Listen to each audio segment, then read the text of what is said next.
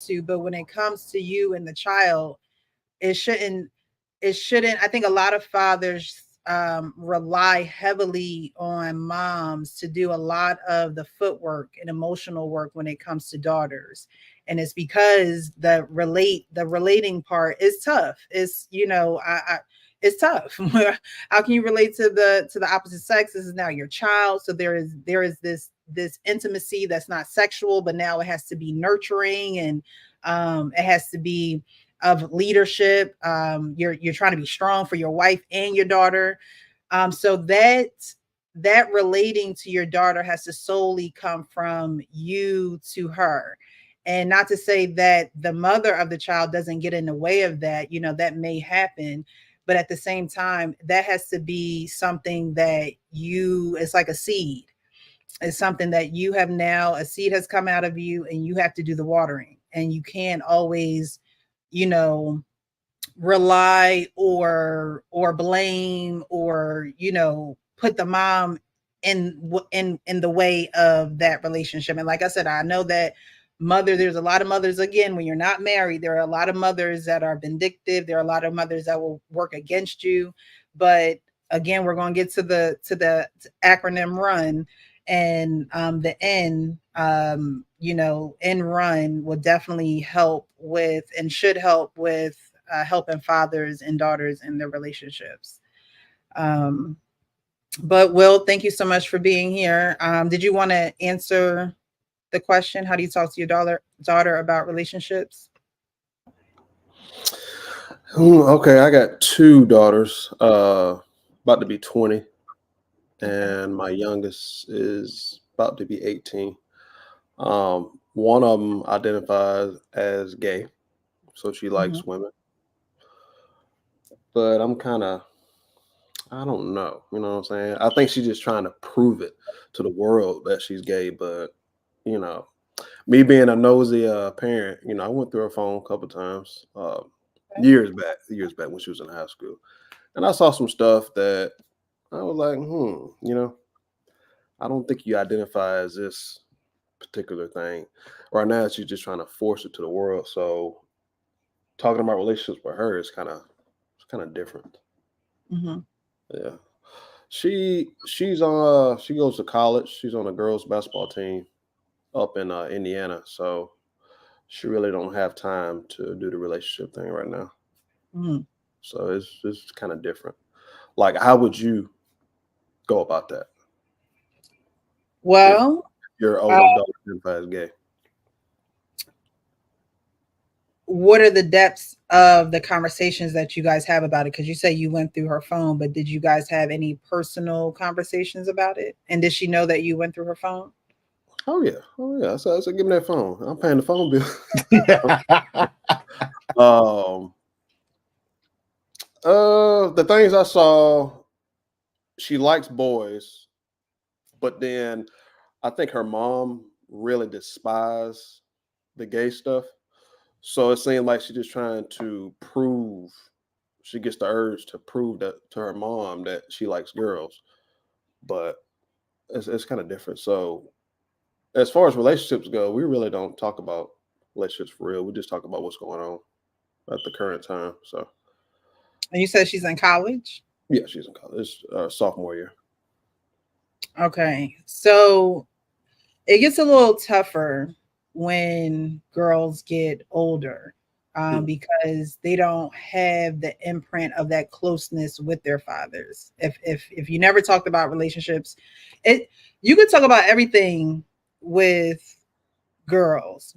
When you don't talk about relationships with girls and your daughters, you don't really have the closeness that you think you have, Mm. because every little girl wants to make sure that her dad approves of the man in her life, Mm. the boy in her life, the friend in her life. Yeah. Um, Being a parent, you are raising your children. You're not babysitting them. You're not, I know there are a lot of fathers that say that they see their children every other weekend. You're raising your children in those weekends, even if, you don't see them every day. Mm. And so, when you don't start those things young and you don't take interest in what she takes interest in, your daughter will start to feel like, okay, we're not that close. We may have conversations here or there, but you know, I can't go sit on daddy's lap and tell him, why I'm hurting, Mhm. and that bothers girls, that bothers daughters, and they may not have, again, the courage, because it takes courage to tell somebody how you truly, really, really feel, Mhm. not being fake, not just going through the motions. It Yeah. takes courage to tell someone how you really feel about them. And especially when it's a family member who is taking close care for you, because again, you don't want to a lot of girls have that, don't want to upset, don't want to rock the boat syndrome when it comes to dad, because they know dad is taking care of everything. He Mhm. could be stressed, he's out working, they feel that, they know that, they see that, and so they're like, oh, let me just keep it to myself. And so Mhm. then they may turn to a girl and get close with a girl, because a girl can relate to her emotionally. She might Mhm. like boys, but a girl can relate to her emotionally. But I would say, just, again, ask her the question, and be accountable. Mhm. I know we don't talk about these things. I know I've never come to you about this, and it's my fault, no fault of yours. You gotta, with women, you gotta kind of go in a little easy, and make them feel comfortable, and make sure that their guards aren't up. Mhm. And doing that, just like a man will want us to come to them and take accountability, it helps them with releasing, kindness instead of bitterness or mean words or defensiveness, right? So Mhm. you take accountability for that. You say, hey, look, I know we haven't had these conversations. And I like our pain said, hey, I've been wanting to take you out. I need to do this with my older daughter. Let her know that. Say those words to her so she knows that it's not her fault. Yeah. Daughters all also think that things are their fault, right? And so it's like they think that in their head, and no one ever even said that to them. Women, we little girls, we make up little stories in our heads, and no one has even confirmed a bit of that information. So it's just making her feel comfortable and just confirming things that hasn't taken place, that needs to take place, and see, where that gets you. Yeah. Again, like saying earlier, fathers should take the time out to take their daughters out, and it be Mhm. one-on-one time with them too, because it also makes her feel comfortable with being around you. It Yeah. gives her something to look forward to. She can be excited to go out with her dad. You want a woman to be more excited to go out with somebody, a stranger, than her own flesh and blood. Nah. So that's important. And so just take an interest in what she takes interest in. You may, most people are against homosexuality. Like Mhm. you feel as though it's a phase, but you got to get a little bit more information from your daughter too, and really have those conversations with her, because it may just be a phase, but because she's knowing what mom doesn't like and the strictness that mom has, that causes kids to rebel sometimes. Yeah. And so as dad, you reel her back in, you get her back on common ground, and you go from there. Mhm. I don't think condemning children is the right way to go. I think, again, we're going to go through this acronym, um, but getting that common ground is important. Oh yeah. Hank, how are you this evening, sir?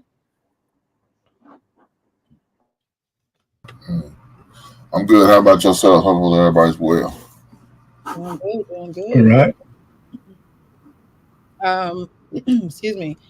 So you have a daughter, yes. Everybody on the panel has daughters. Great. So you have your daughter is your first child. So how did you talk to her about relationships?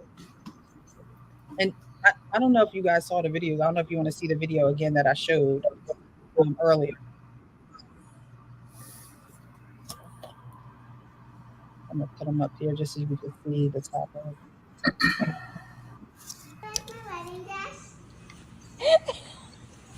I like your dress. Is that your wedding dress, Kylie? Ready? Say it with me. I'm not gonna get married until I'm 40. I'm not gonna get married till I'm 40, but I'm not gonna marry you. Right, you'll marry somebody else that you love. And that you guys think Is is good? the right guy. That's What? that is so Kylie, you are so smart. We like that. absolutely. And they have to treat you good. Yeah. And they have to treat us good. Yeah. And we have to treat them good. Yeah. Adult, I'm not gonna be here. That when I'm an adult. Are you sad that when I'm an adult, I'm not gonna be here anymore? What do you mean? Yes, you are. No, like when I'm an adult. Where are you gonna go? Like in mommy's house. Where are you gonna go? To a different house. With who? What do you mean? What do you mean? Same thing what mommy has. What? What? A boyfriend. What the hell? Yeah. Who said that? Who said you can have a boyfriend? When I'm an adult. No, Yes. I don't want you to. I'm gonna. Don't. I'm gonna. You shouldn't. So, Hank, how did you talk to your daughter about relationships? Did you told her she couldn't get married until she was 40? Did you tell her she couldn't have no boyfriends? What was it? No, I didn't. Mine was kind of different, man. Just one of the things I told her: don't fall in love with the first dick that gets stuck to you. Okay. Look, I know it's going to happen, and nothing I could do about it. Me and her mother agreed to put her on birth control when she was in 8th grade because she came home with a hickey on her neck. I said, "Oh, I'll be damned. I'll be damned." And so we put her on birth control, because one of the things I told her we didn't want for her for what happened to me and her mother. We was young parents. I was 20 and her mother was 19 when we had her. And that's one of the things I kept preaching to her. I said, nah, you don't be a teenage mother. That's the worst. Mm-hmm. That's the worst. You don't want to do that. And it'll set you back for a long time, because you're not going to be able to do a lot of the things a normal teenager would do, and those are the conversations I had with her. Now, we allow the mother to do most of the conversation piece because she is a woman and she is a girl, so she can relate. She can understand the biological aspect of it. I mean, now when she was in my custody, when I had custody of her from what was this? I want to say about 4th grade all the way up to high school. My ex-wife was the one pouring into her. She the one that had to deal with her when her menstrual came on, and unfortunately it happened when she was in my care. I'm like, God damn. And I was kind of panicked because I didn't know what to do. I just went and bought, the first things I thought I was supposed to do and buy pads. And You went and got some wings. Yeah, she said you can't just buy anything. You gotta, and I bought the bulk pack. I'm going to Sam's and shit. I know she's gonna go through a lot. That's all I knew. Then my ex-wife said, no, she got to try them out to see what's comfortable for her body chemistry. I'm like, what am I supposed to do with all these extra? Sell them on eBay. So I'm just kidding. I had to throw them away. Wasn't nobody else use them in the house. I was like, well, so I think we end up giving like to homeless people, so but yeah, those are things that I had to conversation I had to deal with that I wasn't expecting to deal with, but yeah, I had to deal with them. But that was probably the most graphic I ever got with her was don't fall in love with the first dick that stuck to you.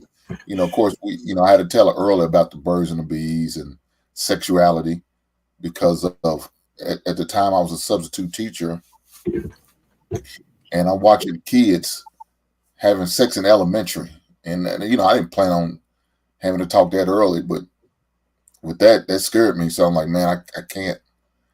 I gotta do everything I can to prepare her. And so, she was in the 5th grade, the same grade as some of the kids that got caught. I said, yeah, I gotta have this conversation. And of course, you scale it to her age and her maturity. And, use the medical terms. You didn't use the slang terms, so that kind of helped. Well, it didn't because she still had more questions about the terms. She didn't really understand it, but thank God they had books. They had books that you could present some things to her so she can have a better understanding, and that's how I had to teach her and have conversations with her because of that. But it's it's kind of funny. You know, when she did get pregnant, she didn't want to tell me. I'm like, baby, you out of school now? You graduated from college? You got a man? I don't give a shit now. I mean, damn, you I just wouldn't. I didn't want you to be a high school dropout because you got pregnant. That's what my concern. Not a. You know, you done with college. You got your degree now. You and your man could do what y'all want to do and get married and be happy. I don't care. But you know, she was scared to tell me. I'm like, even at 23, I'm like, I said, don't be nervous now. You grown now. I had to get. I wanted to get you through high school. That was my main focus, and not be pregnant. So right. I don't know if it's a fear. It could be a nervousness. Again, when there's not a lot of relating between fathers and daughters, it's a lot of nervousness. Like, how do I approach this? And it's on both ends, because fathers are like, okay, so how do I talk to her about it? I don't gotta talk to her about it. She good. And then daughters are like, can I talk to him about this? Or will he be receptive? Will he even understand me, where I'm coming from? So I think on both sides, it's a nervousness. It's a sort of an ignorance, just not knowing. And so instead of just jumping in the pool, we just kind of put our toe in there a little bit and see that the water is cold, and we just don't get in. And so it can be difficult, but again, that's why we're having this conversation, because I'm sure that a lot of father figures go through this, not even just fathers, just even, men who take care of or are like father figures to little girls that are not even biologically theirs. How do I relate to this little girl that's in my care, right? How do I, make her feel secure, make her feel protected? And that's not just with the physical, but that's with the emotional and spiritual as well. Sean, hey, Precious. Oh, hey, there's something that I like to add. In that first video, I wasn't necessarily a fan of that guy's entire message, right? Telling this kid, wait until you're 40. But the one thing that he did say that I really liked, I just got through watching that Tyler Perry movie, Divorce in the Black, right? It was your typical Tyler Perry movie. I'm not going to recommend it to anybody, but I watched it, but it was really predictable. But the one part that I did like, I liked the family unit that they had portrayed, in which and this is spoilers, right? I ain't going to say too much, but the dad was telling his daughter, portrayed by Megan Good, to we set you up to where you loved yourself. And the moment that you got with that guy, you didn't love yourself anymore. Right.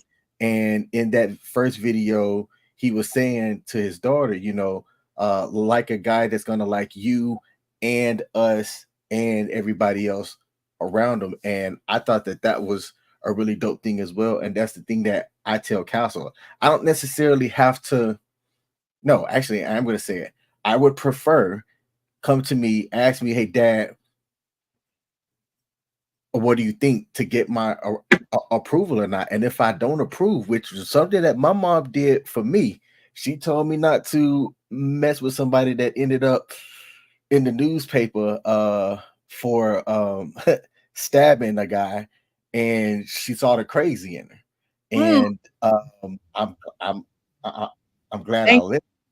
I'm glad I listened. So for me, it's my hope that she does come to me for that approval. And if I do go, that she don't try to continue to date that person out of spite, or, thinking that she knows better.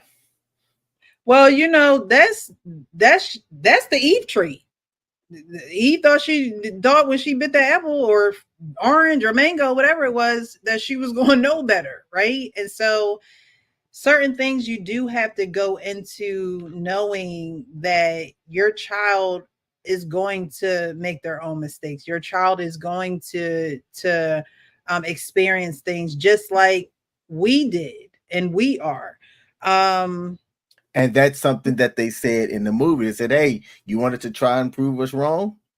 You succeeded. You did it. And like I said, you teach your children things indirectly, not realizing it. So she stayed in her marriage because she saw her mom and dad stay together. But like they told her, they said, look, we have never been y'all. Your dad has never disrespected me. He's never raised his hand at me. He's never, you stay when all the boxes check out. But when starts, when you start getting treated like less than dirt, then you got to make some decisions, and that's okay. God hates divorce, but he loves the divorcee. You be all right. You'll be okay. I'd like to say something about die in the relationship, or you die trying to keep a relationship, die trying to get out of a relationship, or do you choose life? Go ahead, Arpain. Yeah, about the second video, I thought the father was a little bit too forceful because the girl was articulating what she wanted. I think his answers were wrong to her because he could have just said, listen, that just takes time. When you get a little older, then okay. But when by his reactions to her, I thought that was a little bit more negative than it should be. Because she had the order in right. Mommy had a boyfriend, you guys are married, because she was reflecting on his relationship with his wife. So the way he talked to her, I know he was just kind of kidding around, but sometimes those kids take some of that stuff to heart. So I think it's like what Hank said, and it is so important that we educate ourselves, because I think that men who do that, who's like, oh, there'll never be a guy good enough for my daughter, or you can't have a boyfriend until you're 50. I think those people lack the vocabulary because there is no closeness, because there is no parent-child intimacy. They just push that to the side onto the next subject. We're going to act like we never even talked about that. You know what I mean? And that's how sex and relationships is in our community. And it's sad because we should be open to those conversations, especially with our children who are going to be going out, having more children and making more families. The first place we should be open with that and real about that is with our children. And fathers definitely should take maybe not the lead, but you definitely should have a strong hold on how your daughter perceives men, relationships, how she should move. Give her the game, give her, the things that she's going to need to then relate to men out in the world that are not you, but have your qualities. You know what I mean? So I do, and I do have an anecdotal conversation. When my daughter was 13, maybe 13, a boy wanted her to take him to the movies and pay for it. And she said that at the I think we were having Thanksgiving dinner. Everybody at the table kind of looked at her because she said it out loud. I said, we're going to talk after this dinner. And we went upstairs. We had a conversation. I said, don't you ever spend no money on no boy who wants to take you to movies. If he wants to take you to the movie, he's paying. But the reason why I told her some more, but the only thing I had was when she said it, I had a flashback of my daughter working her ass off and some asshole on the couch milking her dry. Right? So I got that flashback. I said, that's not gonna happen. So I told her, I said, listen, because she was a single, she just got a sister. She always was real close to make friends. She wanted to. And I said, listen, if the guy wants to take you out, if he got to go trade in bottles to get money to do that, I said, boy or girl, you don't owe nobody anything. And if they don't like it, you could tell them that the door hit you on the ass going out. 6 months later, she told me, says, Dad, you don't think I listen to you, but I do. I told all the girls in my class the same story you told me. We ain't giving guys nothing. They don't get shit from us. That's my girl. That's right. That's my girl. I said, you become an adult and you sharing stuff like that. That's one thing. But don't let no guy take advantage of you because they'll milk you dry, And so, so I had those kind of conversations. But the real point is that I was there to hear her say that. You know what I'm saying? I was here, I was there to hear her say that so I could nip that in the bud to change her mindset about that relationship if you're going to start looking at boys and stuff. So that was just my one little real story. I don't know how much stuff I missed, but every time I talked to my oldest daughter, I had to tell her stories. I couldn't just admonish her. I had to tell her stories on why I was doing what I was doing. Okay. Yeah. That's important too, to explain why. Because again, women women think they know it all, and sometimes you do have to break it down to them so they know a little bit more than they think they know. So that's important. All right, so we're gonna go on to this next video. I do want to thank I just saw it, Harrison Davis, for the Cash App. I appreciate you. You guys definitely, if you have not hit the like button, hit the like button. I appreciate everyone who's here. I see some Facebook likes, so thank you guys for watching from Facebook. Share this stream. We're talking about girl days tonight. All right, so the next slide, again, we talk about men protecting, leading their daughters, and this is what Darius Daniels has to say to men who has daughters. Man that has a daughter, you need to listen to me, because if you're not speaking over her life, if you're not affirming her, if you're not teaching her worth and value, you better believe that if that area, if that need is unmet, then Satan will start placing thoughts in the minds of your daughter that I'm not good enough, I'm not pretty enough, that I need somebody to fulfill me and complete me. And then Satan, because he's a schemer, he will strategically arrange some predator, some boy who does not want her, but who just wants to use her as an object for his own physical fulfillment. And because you hadn't taught her how to peep game, she fall for that foolishness. Y'all not talking to me. If you a man and you got a daughter, every boy at her school ought to hurt you, ought to hate you, because she ought to know all the lines, all the tricks. Nope, my daddy told me you were going to say that foolishness. Bye, boo-boo, bye. Bye, boo-boo, bye. No, the enemy will use that. And you'll find yourself in these making these transactions with your body that's never really about the physical. And sometimes you get older, and you got guilt, you got shame, you get older, then you get the revelation that, dang, I ain't even really want that. And you find yourself saying, man, I wish somebody would have told me. All right, so he's talking about daughters, and when they have unmet needs, then their thoughts, then other people can influence what they do. And it's very easy for that to happen when the foundation isn't set at home with their father. Well, that's my story. I just gave you that. I just gave you an example of that. Yeah. But do you guys know when your daughter needs are unmet? Because a lot of communication is nonverbal. And I know that, you know, some fathers are not necessarily in the house every day, or you don't see your child every day, but even with that being your child, do you know when their needs are unmet? Is there are any signs that you see or anything that you pick up on when you feel like their needs are being unmet?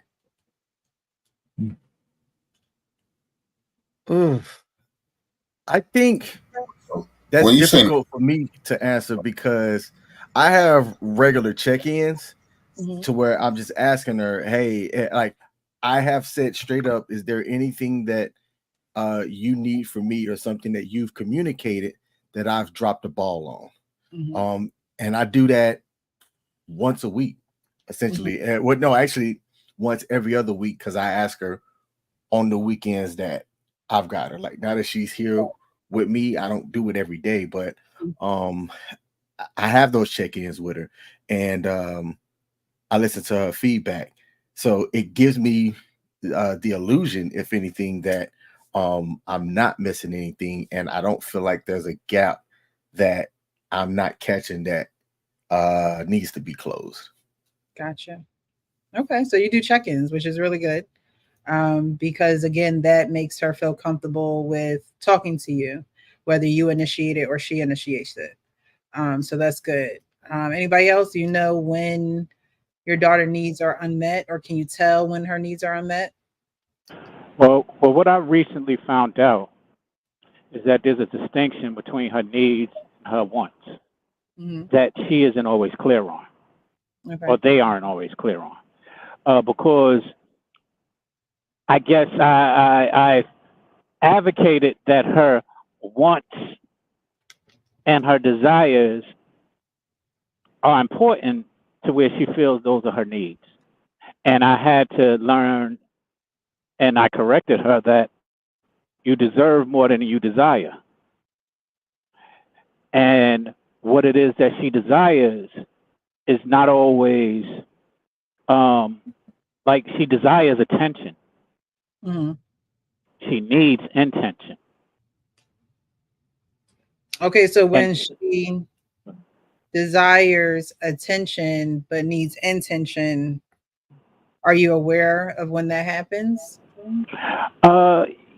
Yes, and in a lot of cases, because you can tell through her actions, through her sometimes it's her distance, sometimes it's her availability. Because what I've learned as my children get older, their availability becomes limited, and I have to learn to respect that. You know, but when it's limited, I tease them because I'm like, oh, now you don't have no time for me anymore. Now that you done got your friends, your boyfriend, whatever it is that is taking up the time that we used to have with one another. Mm-hmm. But at the same time, I do it in jest so that she can understand that it's not something that I'm requiring, but it's definitely something that I'm acknowledging. And that if she is going to give up the time, and that kind of goes back to when I said the girlfriend, boyfriend, because you start devoting time to people that you give these titles to, who sometimes haven't lived up to. So my daughter, for example, when I taught her that, she stopped having boyfriends, and anybody who she finds significant enough, I know they're significant in her life because she will introduce me to them.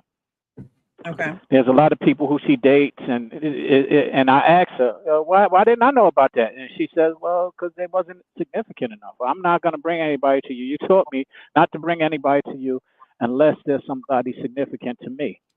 And I had to respect that, and I was kind of proud of that. And to this day, you know, my daughter just turned 30, and she doesn't have a child. She's has a steady man that she is involved with the intention that they're planning to get married. Now, you know, I don't get all of my wishes. You know, they're doing some things that I don't always approve of, but I can't be mad at her living her life and doing it the way that she wants to, even though sometimes it's bothersome. Okay. I think King said it earlier, how he talks to his child about some of his past, or his daughter Castle about some of his past relationships. I think it's important when parents can take off the parent hat and just put on the person hat, because they're a person just like, you know, the daughters are, and they've gone through their own experiences too. And I think that sometimes, especially dads are cool, calm, and collective. So they don't want to get all down into the nitty gritty, the emotional. When I was younger in high school, this is what happened to me. But sometimes those conversations are needed because, again, that's how you relate, right? This is your child. So I'm sure your child is like you somehow, some way. And if they can actually feel that relationship with you by knowing those things, whether the good, bad, and the ugly, right? You got to tell your child, you know, you've been locked up in a jail cell when they was, you know, when they're 6 or 7. You might want to wait a little later in life after they done made some mistakes and say, hey, you know, we're not perfect. I came across a situation and this and this and this happened. But again, those books will help with age appropriate language to be able to relate to your daughter, which, you know, is probably a little bit more difficult than related to a son.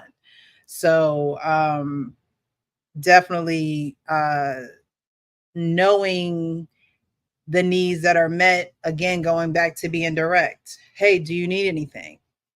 You know, a lot of times when daughters grow up to be older, it's like, oh, she's good. We're going to get into a video like that. Oh, she's all right. I don't need to check on her. No. Does she need anything? And needing something don't always have to be financial. It could be, I need to see you. I need to, you know, I needed to hear your voice. I need to call you. I think dads always think that when daughters come running, it's like, Daddy, they need something, right? And you're like, oh my God, what she need now? How much money she need now? And that's not always the case. Sometimes your daughter just might need a hug. So, asking her what her needs are is very important too, because again, it helps you relate. It helps her feel like you want to be included and not that you just have to be there because you're her dad. Who else wants to go on this one? Do you know? Yeah, but you say that as far as you got to set the precedence. I mean, I know I did for sure. I ain't gonna speak for everybody else. Told my daughter, don't call me and every time you call me, it's asking for something instead of calling and checking up on me. No, that's that bullshit. Don't do that. Because then I'm going to start to get numb and start to answer the phone and just hear your voicemail. And I know you ain't going to do the same damn thing. At least I ain't got hurt. Mm-hmm. So, yeah, I didn't set that off the rip. Now, unfortunately for me, she's not my issue no more. That's her husband an issue now. I ain't got to deal with your ass. He's your problem. He got to meet your needs. The hell with you. I ain't got to do anything but take care of that grandbaby. And that's it. You gets nothing from me. That grandbaby gets everything. Now, if it goes left, she can always call. But don't just call me just to be trying to ask me for something or wanting something or needing money or something like that. Well, no, we're not doing it with the hands out. We're not doing that. How about you check on me? How about you at least, fake it? How you doing? Hope everything's all right. How's you and the missus? Yeah. Give me that first before you go and just automatically put your hand out. Yeah, I'm a little short on this. Oh, you are? Okay, I'm sorry to hear that. What you gonna do about that? But these are the conversation I had to have just to let them know we're not doing this. Mm-hmm. This is not how it's going. This is not how it's going to be. Now, fortunately for me, I don't have to deal with that shit no more. But before, she got in a relationship and got married, I had to deal with that. Mm-hmm. But I had to let it be known that's not what we're doing. Does she call you now to see how you're doing? Hell no. Okay, so when on that, ask every man that. So when you implement, because again, we sometimes we. Let me take it back. She called me on my birthday. She did call me on my birthday. Well, what you do for your birthday? That's about all I got. She still honors you. Sometimes we indirectly teach our children things, right? I can say I am one that doesn't necessarily call my dad like that. But I believe that, and my situation is a little different because it's like I was adopted, like you chose me. So I'm expecting you to call me. But anyways, we as little girls expect you to call us. We just do. So are you starting that? Hey, baby, how you doing? How's your day going? Are you starting that, or do you want her to do that for you? Well, we're teaching you guys. Go ahead, Pat. I call her once a week, but when I call, say, how my grandbaby doing? I mean, I'm not asking about you. The hell with you. You should have called me. Yeah. Hell no.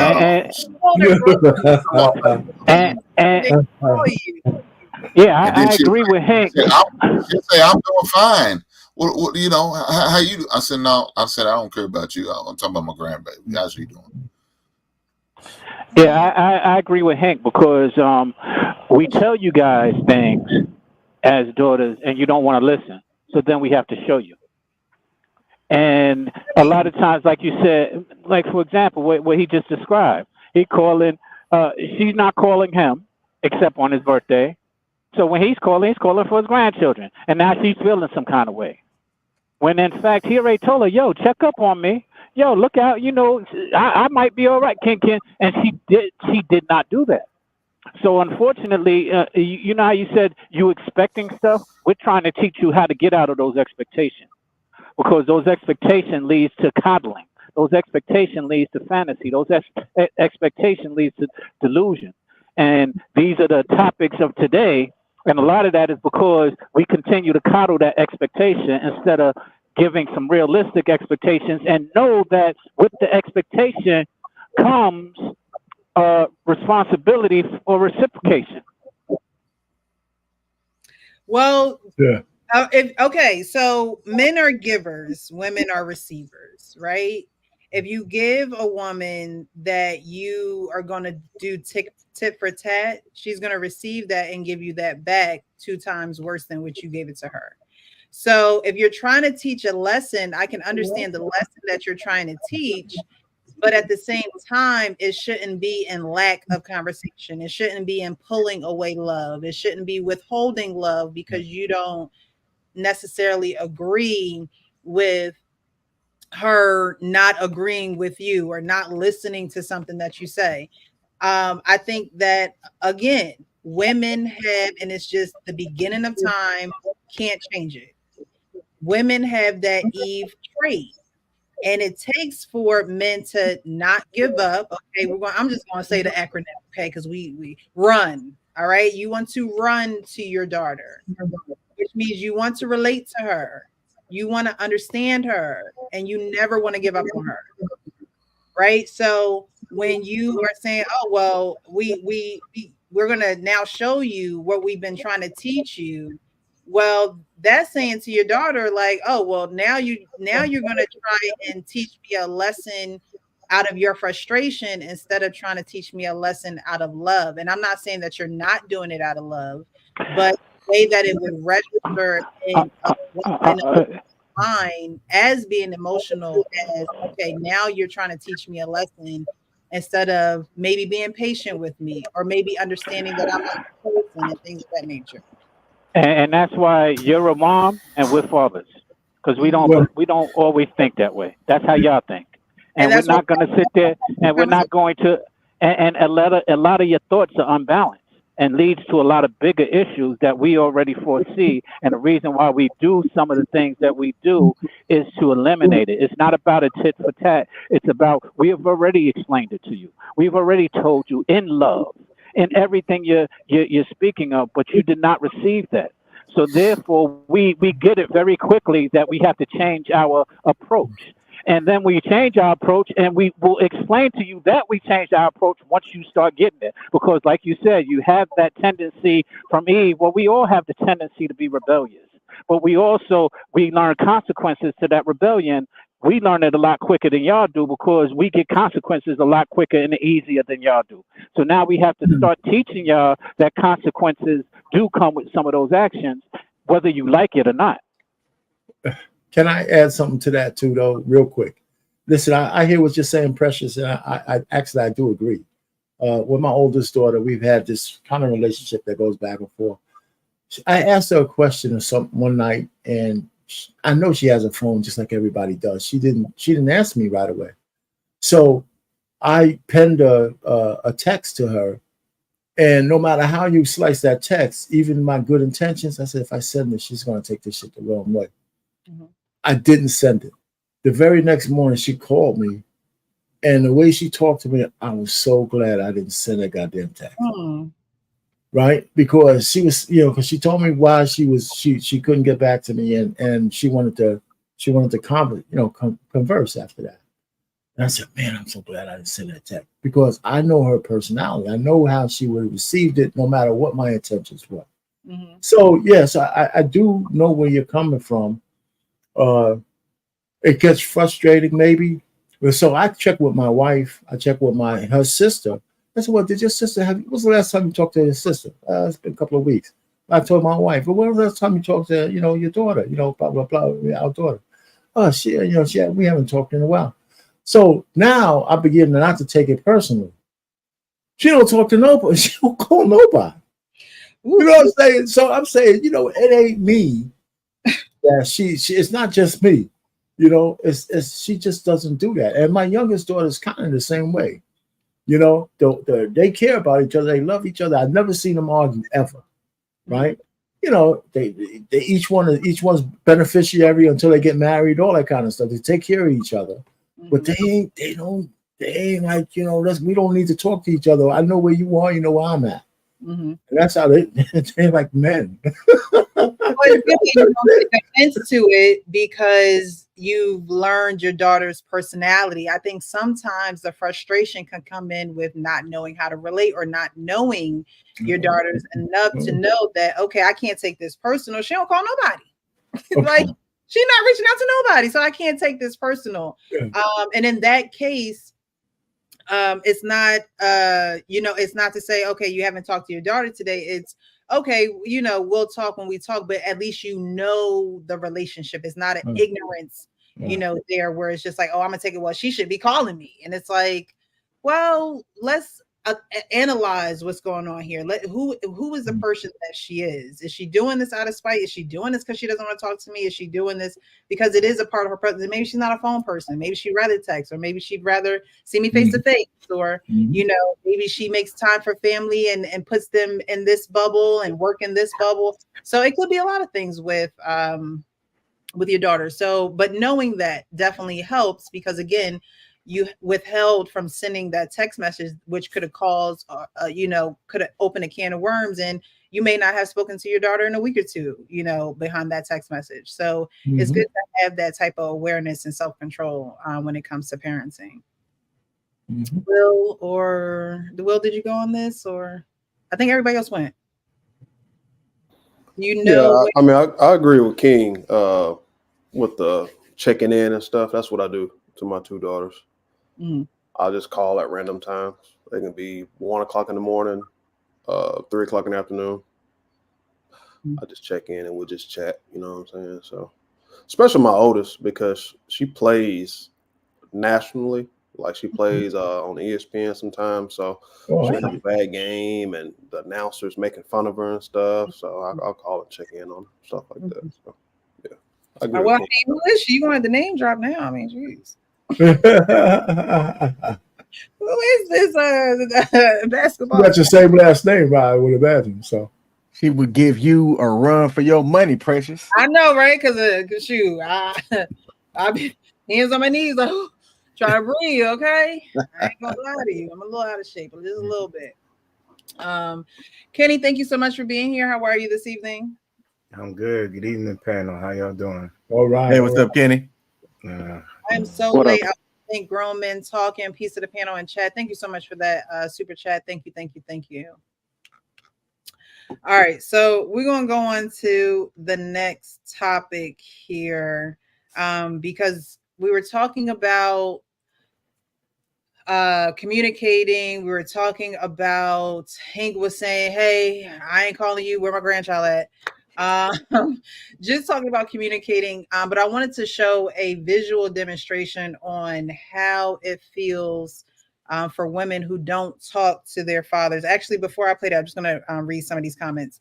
World Class says the sign I look for is the unusually hesitations in her behavior. Yes, when a woman is hesitant to open up to her father, that's definitely a sign that there's a need unmet. She definitely has to, while fathers should recognize it, daughters should be able to be brave and be able to be open and vulnerable, honest, open, and transparent with their fathers. Men aren't mind readers, so it is important for children to also be vocal with their parents and tell them exactly what's going on in their mind. Joe Mama says, I know when my daughter's needs are met when she calls me, and the first thing she says is, Daddy.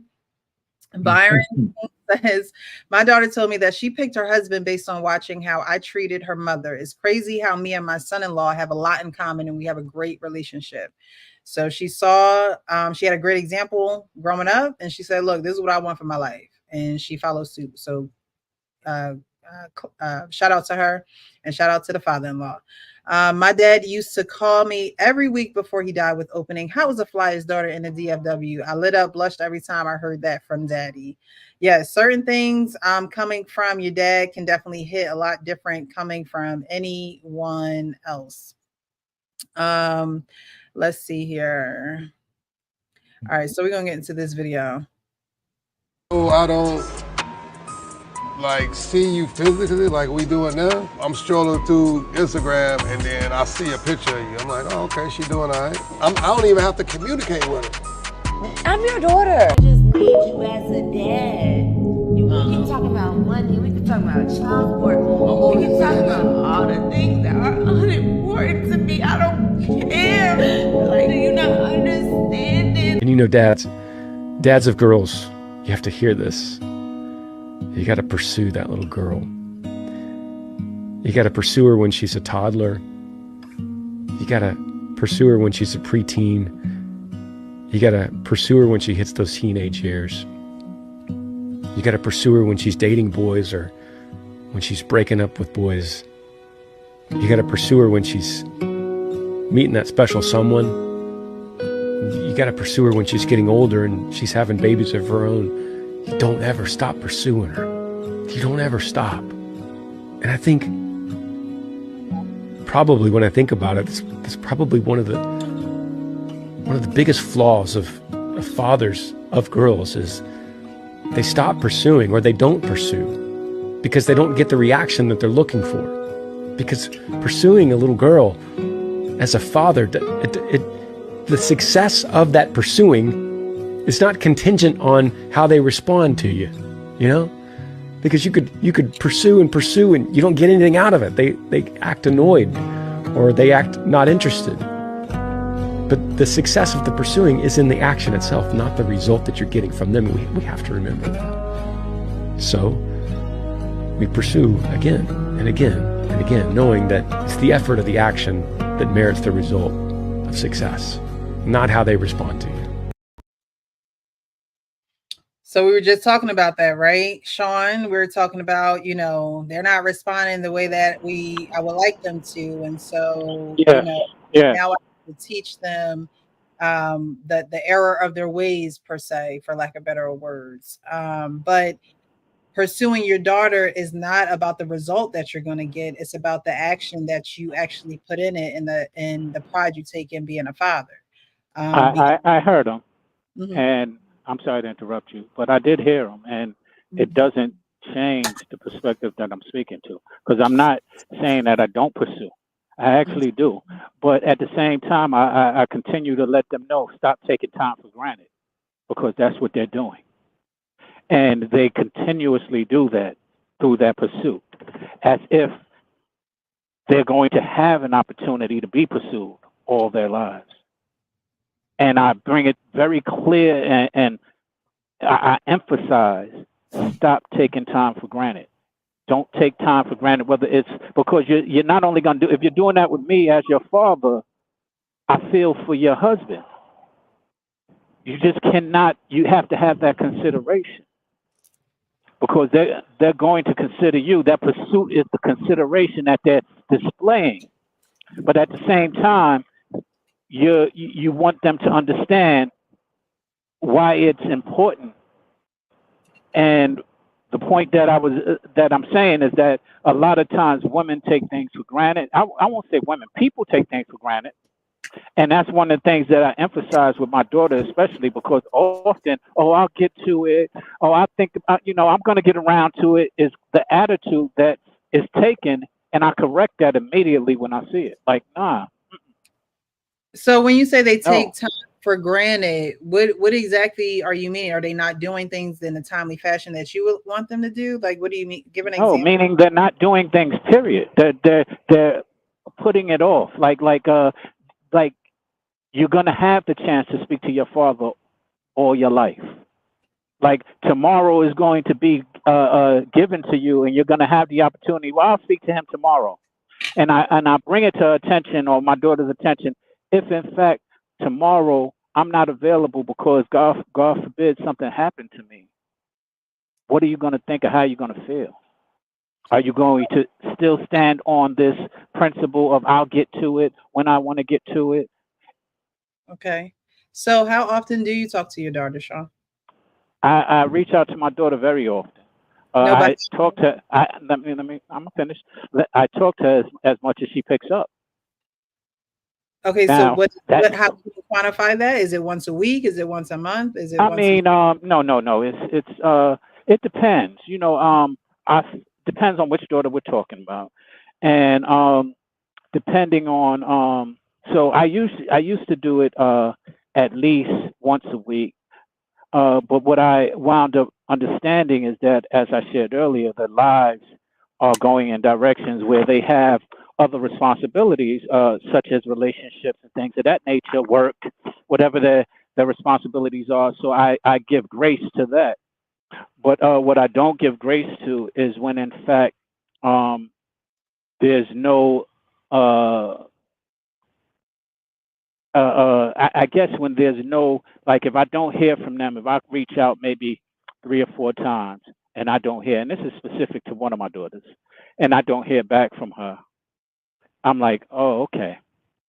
And now, if you was describing what you said earlier, that's her personality. She does it with everyone. That's one thing, even though it doesn't condone those actions, because those actions still are dysfunctional, in my opinion.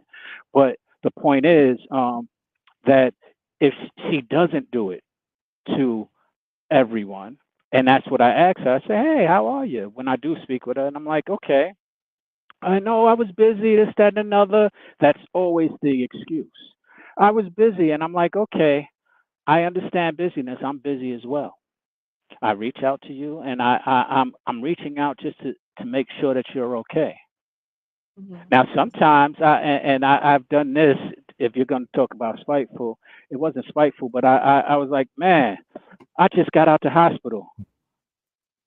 I did that once, and she was like, huh? Why didn't you tell me? I'm like, I'm just messing with you.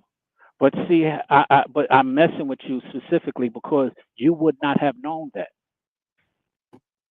Do your daughters know? Okay, so I'm pretty sure they know how you feel about them not being as communicative with you as you would like. It's not daughters. It's a daughter. The other daughter is opposite that. She's very attentive and very understanding and communicative. And she's probably the one who has had me the most. And so she does understand it, one, but also she'll come up to me and just say, you know what? I learn a lot from you just through what you do. And man, every time I meet people nowadays, I always tell them, man, you sound just like my dad. Or my dad told me this, or this, that. And both of my daughters go through the same exact things. One is just a little bit more expressive than the other. The younger one is more expressive than the older one. Okay, and then one last question before we move on. You said she's the one that had you the most. Were you not in your older daughter life like you were in your younger daughter life? No, as a matter of fact, I was my oldest daughter did not grow up in the same household as me. We were actually, and I get that, and that's where there's a difference. Mm-hmm. And so now making up for lost time, not particularly, because she would tell you that it was never a loss of time because we always stayed in communication as she was younger. I lived in California, she lived in New York, but she never, and neither could anybody around ever know that I did not live in New York, because I was there at parent-teacher conferences. I was there at all her events, plays, etc. And so there was never any absence that she felt. And she discussed that to me when we had a father-daughter conversation online. And so I was like, you sure you wouldn't have preferred me to be in your life a little bit more often? Because I was comparing the time that she didn't get. And she said, nah, because it wasn't like you was absent. You was always there. Okay. You did something right there that gave me pause. You gave a correction to Precious, saying not daughters, daughter. Then you, in 2 sentences later, you said daughters. Are you estranged from one of your daughters? No, not at all. They just have 2 different personalities. Yeah. Oh, thanks for the correction. Yeah, one daughter is one way, the other daughter is a different way. Okay. Someone says, sounds like some accountability needs to be taken. That I just asked the question is just to get a deeper perspective or deeper understanding of, you know, what's being said, because just hearing certain things for the first time, you're like, I wonder what's really going on here. But it does make sense that, you know, while you were, fathers can be present every day and show love in a certain type of way that doesn't necessarily translate as a love that a daughter would say that she needs, right? You can be providing, you can be going to work every day, you can be going to those parent teacher conferences, dropping off at practice, and that's the way that you're showing love. You're like, okay, I'm pouring my time, my resources, my my everything into making sure that you're involved in things of that nature. And like Ari, is that her name, Ari? She was pretty much saying, hey, look, none of those things mattered. You see me on Instagram and you think that I'm good, but as my father, you should reach out and call me. So I have the question, are daughters looked at as the strong ones? He goes on Instagram and sees that she's living this life and thinks that, oh, she good, I don't need to talk to her. But that parent, that father-daughter intimacy is needed. But when fathers see their, and I'm going to ask R. Payne this first, because he talks about his daughters being into their work and things of that nature. But when you see them being independent, moving on their own, being able to be law-abiding citizens out here, do you just think that they're strong and they don't need that much, nurturing from you or talking to from you? Or does that not come in? No, that's a good question. I believe both my daughters still need my nurturing, because I know how they interact with me. My youngest daughter, it's funny. I don't know about the rest of the fellows on there. There's a certain level of, and I'm not like this because my personality is not like that, but I can feel the little bit of intimidation I have with my youngest daughter. Right? She's 25 now. When she looks at me, I can still see her looking at me like her father. Mm-hmm. You know what I'm saying? And so I tread lightly on that because I don't want to treat her like a young girl, but she's still, in a lot of ways, she's back. She's home with me. Both of my daughters, after they went to school, they came back home. Mm-hmm. My oldest didn't leave till she was 29. My youngest is still with me, and she's 25 now. And, so we set that up economically so they can, stack bread. So when they get out there, they'll be self-sufficient. I don't use the word independent because neither one of them are. Okay. They're self-sufficient like every adult needs to be. Right. But they're personable. They don't have these hang-ups about men and all that other horse shit, But and this is why I argue with the so-called dudes on this platform, thinking, oh, you didn't raise your daughters to be wives. Well, what if they don't get picked? So now they can't live in the real world unless I'm asking for handouts. They gotta be self-sufficient. They have to be, And so until they get somebody to take care of them, I cover them. Even my oldest daughter, she don't live with me. If she goes out of town, I know where she's going, where she's staying, and when she's coming back. She don't have to ask me for permission, but I know where she's going because I told her before. I only had to do this once. If something happens to you, I have to have some kind of trail of where you are and who you went with and all that kind of stuff. You don't have to ask for my permission, but I goddamn sure need to know where you're at. Right. And so my youngest daughter, she just volunteers information. I don't have to ask her, hey, Dad, I'm going here, I'm going there, I'm coming back, But I don't sleep at night, especially my youngest. If she's out, she got like a curfew. She's always back by 11 or before then from whatever she's doing. But she sends me a text. I'm on my way home. Dad, I'm home. Because, if I have to send her a text, and I don't know if I'm answering your question, she knows that I don't go to sleep unless I hear the bell ring for the house, the buzz, and she's back in the house, then I can go to sleep. There ain't no overnight shit like that. So, and so until she's out of my covering, she knows that she's got to follow those rules. So that's the way that is. Okay. So I think I nurture them all the time. Jesus Christ. Go ahead, man. I'm sorry, Hank. What's that? See, and you full of shit again. Oh, okay. Tell me. Why not? I don't understand you, man. I don't understand you. What are you saying? Because 1 minute you talk about. I'm waiting. Well, man, she was talking. No, I'm fine. I can hear it, but all pain, it takes a few minutes to land. What are you talking about, man? That was quick. What are you talking about? What are you saying? Wait, you got a question for me? Go ahead, man. Or a statement you're gonna make? I thought I was pretty okay. I'm waiting for it. Okay, go ahead, man. I was about to, but soon you started talking again. I'm waiting for you to stop. I'm done, man. You kind of hesitated there, man. I just want to know what you guys say. I'm curious. Okay, so Payne, you said you want them to learn how to take care of themselves, but you sound like you still babying. You got to know when they going, when they coming home. What I understand, but how are they going to ever learn to any level of independence when you're still doing that? Now, I understand taking care of. I don't know when you say take care of. I don't know how much taking care of you mean. I mean, you paying her bills and everything. And, hell no. Oh hell no! But I hear where you're coming from now. No, that's not what I'm not going that deep. I just need. Like my oldest daughter likes to travel out of the country, right? I need to know where she's going, right? That's all. No, I don't. I certainly ain't paying for it, but she likes to go. She's single, so she likes to go with some girlfriends here and there. I just need to know where she's at. My younger daughter lives in my house, Hank. She lives here. She's 25. She's by herself. At night, we all know the freaks come out at night.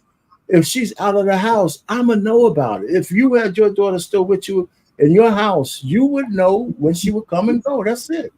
You would. I don't think you'd be any different than I would. I don't pay their bills. They got more money than me. You said she got a curfew.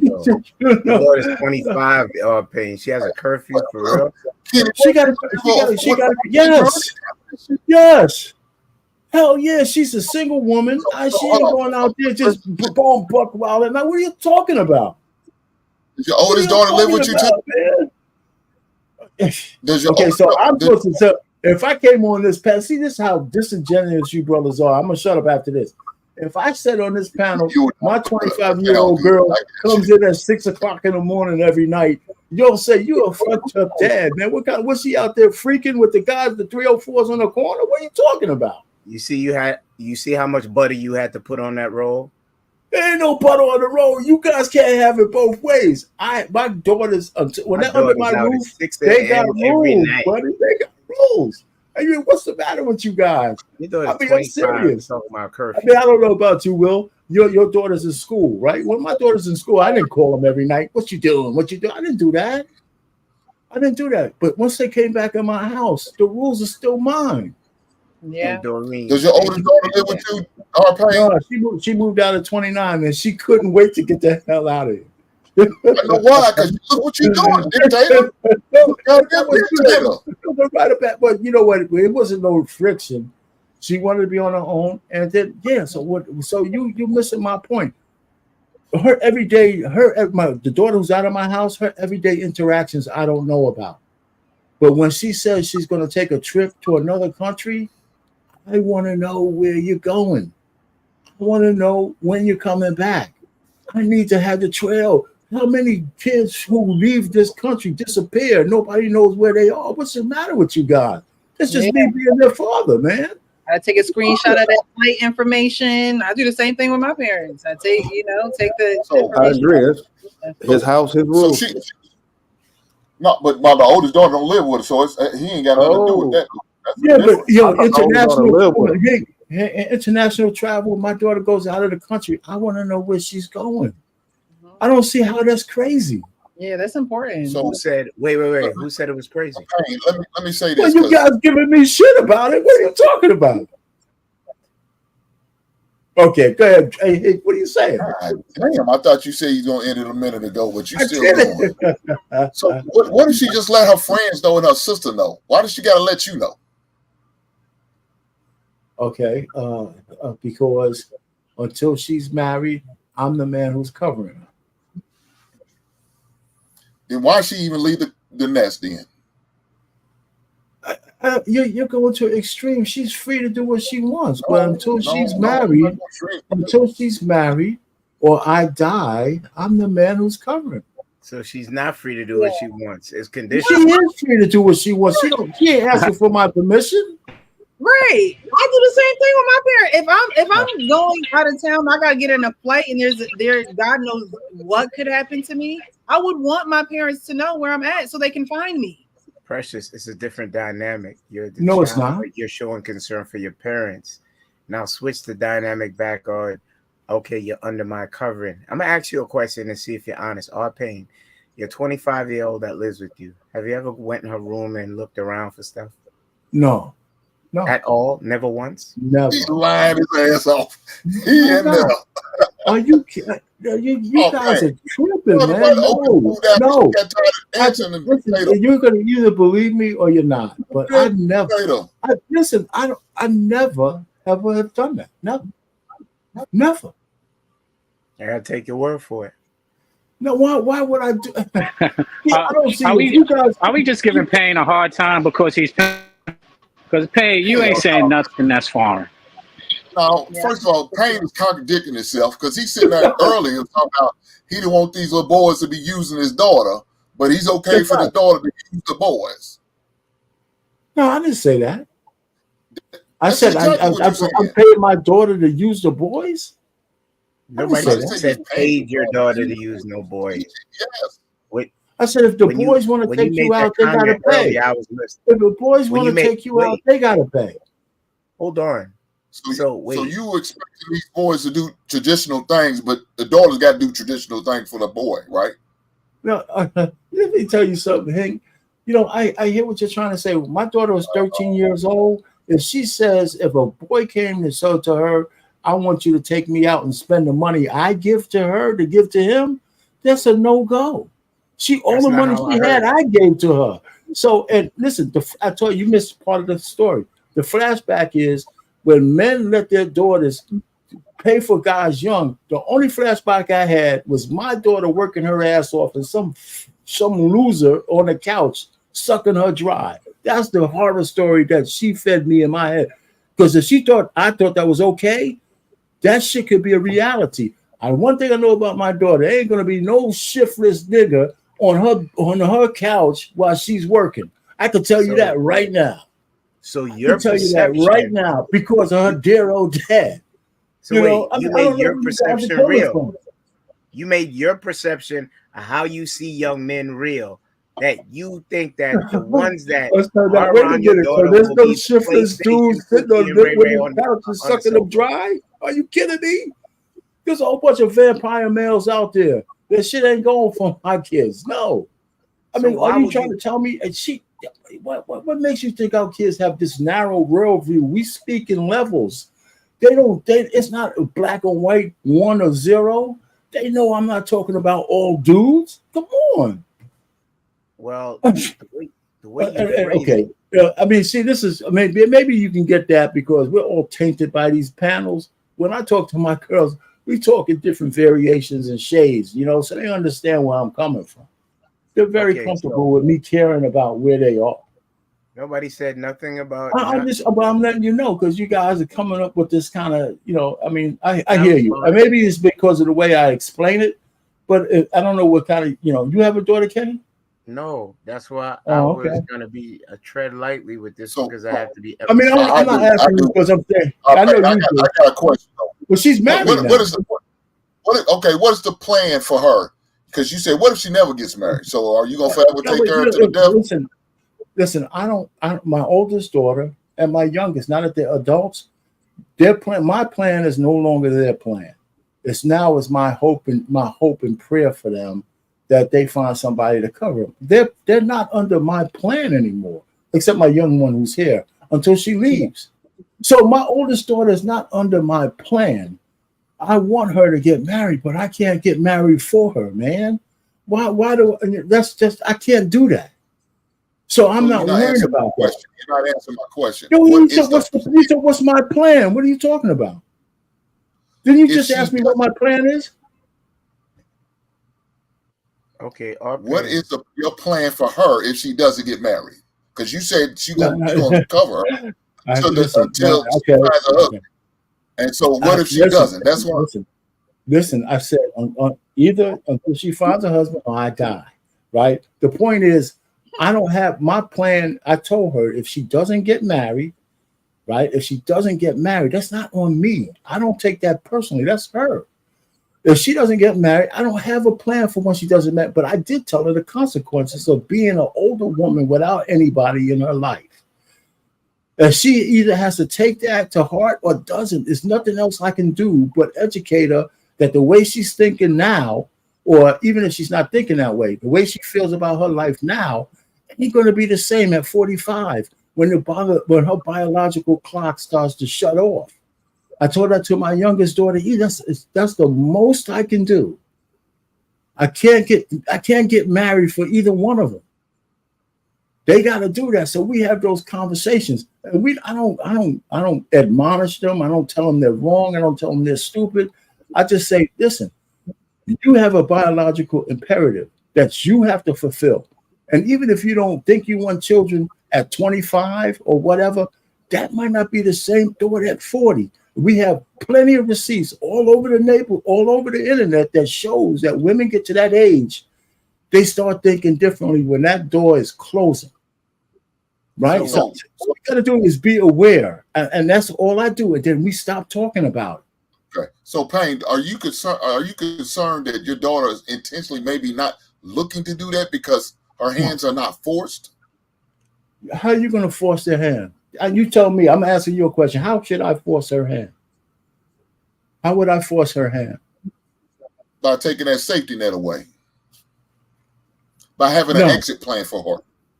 Okay. No. When you say safety net, I still think you misunderstand what you mean. We don't have the same agreement on what you mean by safety net. That means you have a timetable. You got to have a plan. No. So, okay, so eventually again, you got to go out and do your own and actually learn how to my be. girls are my youngest one who's still with me. She's working. She's still with me because it's more economically feasible to be here. My oldest is out of the house. She has no safety net other than the fact that I care about where she's at from time to time. There's no safety net. She's on her own. I don't give her money or anything like that. She's making money on her own. So there is no safety net. She just knows that. Wait a minute. So again, she just knows that if she calls me, that she can rely on me to do whatever she wants. And we just talked about the fact that she barely calls me. Can she come back? She said, "Daddy, I don't want to do it. I want to come stay again." Yeah, even though I turned her house and her room into a gym, if she had to come back, yes, she can come back. Okay. If she had to come back, yes, she would come back. Okay. So that's the safety net I'm talking about. No, she ain't. There's no rush. There's no rush for them to do anything like that because you're building your own narrative and it's wrong. You're building your own narrative. My daughter will never want to come back to this house because a part of her pride is to be able to be on her own. And so I don't expect her to ever come back like in that capacity, ever. Right. Was you gonna say something, Precious? I was just gonna say that's a good question. If I don't want to say kids, we're talking about daughters tonight, but if your daughter ever needed to come back home, would you allow them to come back home? Well, once here, like okay, there has to be a plan. Yeah. I would. If my daughter wanted to come back home, if my doors will never be closed to her. Same. I mean, ever. Matter of fact, the house that we live in is hers and her sister's. Mm-hmm. You know, I mean, so I don't understand. I really don't kind of understand the nature of that question. I would like to see the man who tells me that if his daughter needs her, that my door is closed to you. Nobody said the door got to be closed, but there's got to be a plan. There has to be a plan. Some sort of plan. To get back on your feet and do your own thing. Daughters are on there. Yeah, but that's that. I hear that. You know, we got to cross that bridge when we get there. We can't come up with a hypothetical that you can only come back if you have a plan to get out. You always have concession plans. Yeah, but you should always have concession plans. I don't look at King. Payne. That's like me sitting there. Well, when I die, y'all better buy these goddamn fish dinners from my church so y'all can bury my big ass. Bullshit. There's a concession plan in place for when I go. A life insurance policy will kick in, a beneficiary, and I will be married to So property. you asking Right? me That's what's a the plan. conditions? You're asking me Got what to have a conditions can she plan. come back? That's what you're saying. What conditions would I take her back? That's what you're saying. No, That's what you're I didn't asking me. Okay, brother. But you said a plan. So this you saying what's the conditions that I would accept her back? What's your plan if you have to come back here? What's your plan to get back out? That's what you're asking. No, I said you can accept her for anything you want to, whether she's going through a situation, she lost a job, a medical situation, whatever. But then there's got to be a plan. What is your plan? What are we going to do, say, 2 years from now when you back to work? My plan or her plan? My plan or her plan? Whose Y'all both plan are you talking about? You should have the plan, but maybe you need to help her with the plan because she don't want to execute the plan. Kids are like that. You keep saying my daughter doesn't have a plan. She doesn't need a plan right now. She's doing well. So what are you talking about? I'm supposed to have a contingency plan for my daughter coming home. We ain't thinking that way. That's ridiculous. If she had to come back, I don't care what the circumstances are. The first thing I'm not going to ask her is, if you come back to my house, you better have a plan to be out of here in the next 2 years. I'm not going to say that to her. If that's where you're coming out, I'm not going to do that. I'm going to help her get back on her feet. And when she leaves again, great. But I'm not going to say you can only come back if you have a plan to get the hell out in 2 years or a year and a half or whatever. I mean, we don't know what the contingency is. Suppose she has cancer. So I'm going to give her 2 years to get well. I mean, you're going extremes. Well, the whole conversation is an extreme. Okay. If the 29-year-old moves back, does a curfew, she get a curfew back? Yeah, if she comes back in my house, she's going to live. I mean, the curfew is a figurative thing. She's not going to listen. Well, first of all, I would expect her to be in the house at a reasonable hour. That's what grown people do. But these hypotheticals are stupid because they ain't real. 30 They're years not real. Curfew because she's not back in my house. She's not coming back in my house. If she can live on her own, she's never coming back here, man. That's part of her pride. So what would you do if you had a son? What would you do if you so had a you can son? come up with all these scenarios. He out of 18, ain't he? All right, this side. Yeah, I already know. I know your colors. I seen them. You showed them too many times, Payne. Listen, man, you guys come up with these crazy hypotheticals. I can definitely see both sides, right?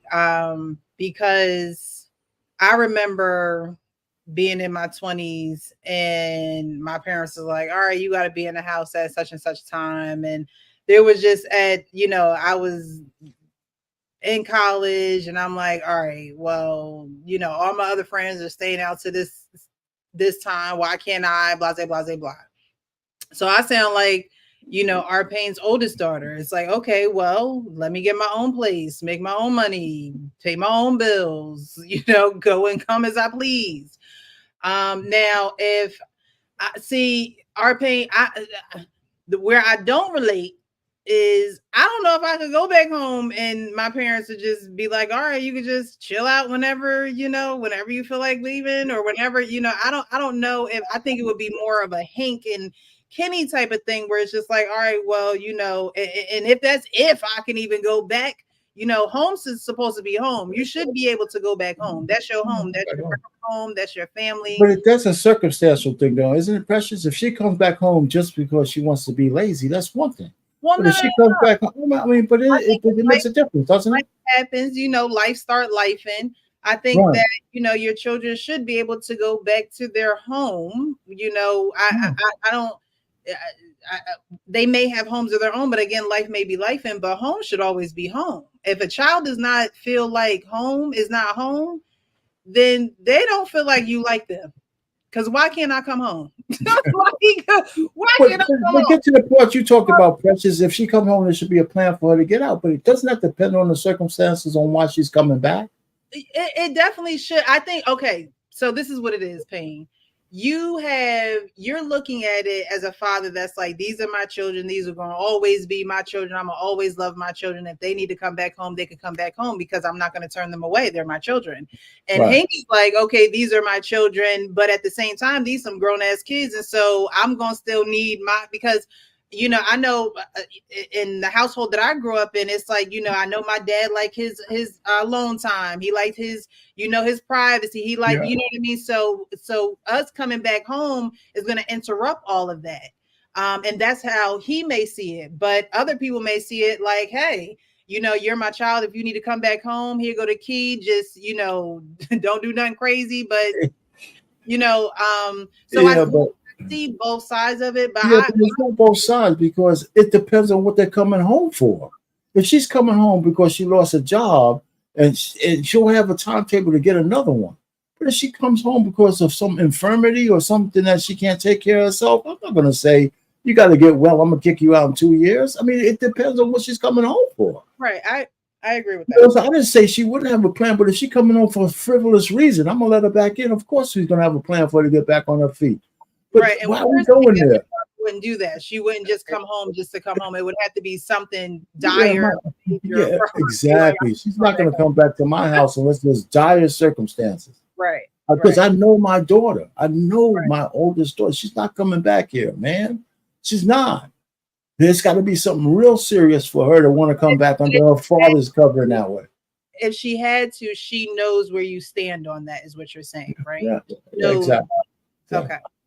Because I'm that's sorry for taking up so much time on that, but it's hard to get the nuances in there because people are making judgments, and I think they're wrong, and that's the only reason I'm pushing back. Everything is circumstantial to me.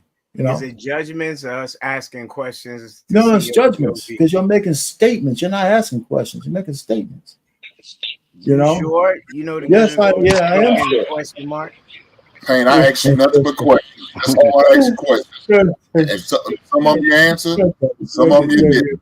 But hold on, Payne. You want to dictate everything but the things you probably should be dictating, and that's their relationship and who they should be with. I don't understand this, Payne, but maybe you can help me out. I can't dictate I can't dictate a husband for them. That's up to them. I don't understand what more can I do? If I could find some guys that are candidates for them to marry, I'd do that. But I can't dictate that. No. I guess I can. You can guide them to them. You can help them along. Hey man, I got a open place at the table, brother. You want to come over for dinner? Why not? I could do that. I can do that. I can do that. If I had a good candidate, I'd do that for sure. I mean, I wouldn't argue that. I'll get you. I'll give you that one. After all the shit you gave me, I'll give you that. All right. Okay. Anybody? I mean, Payne. I didn't see anything wrong with you wanting to know where your daughter is, especially when she go out of town, especially while she's being single. That's why I was asking, was they being facetious? Because that just to me is a normal concern as a parent, especially a parent of someone who's not married yet and someone who's going out of the country. So just giving you a little support in that position that you're taking. Yeah, I hear you. Thank you. Did anybody else want to go on this topic before we move on to the next video?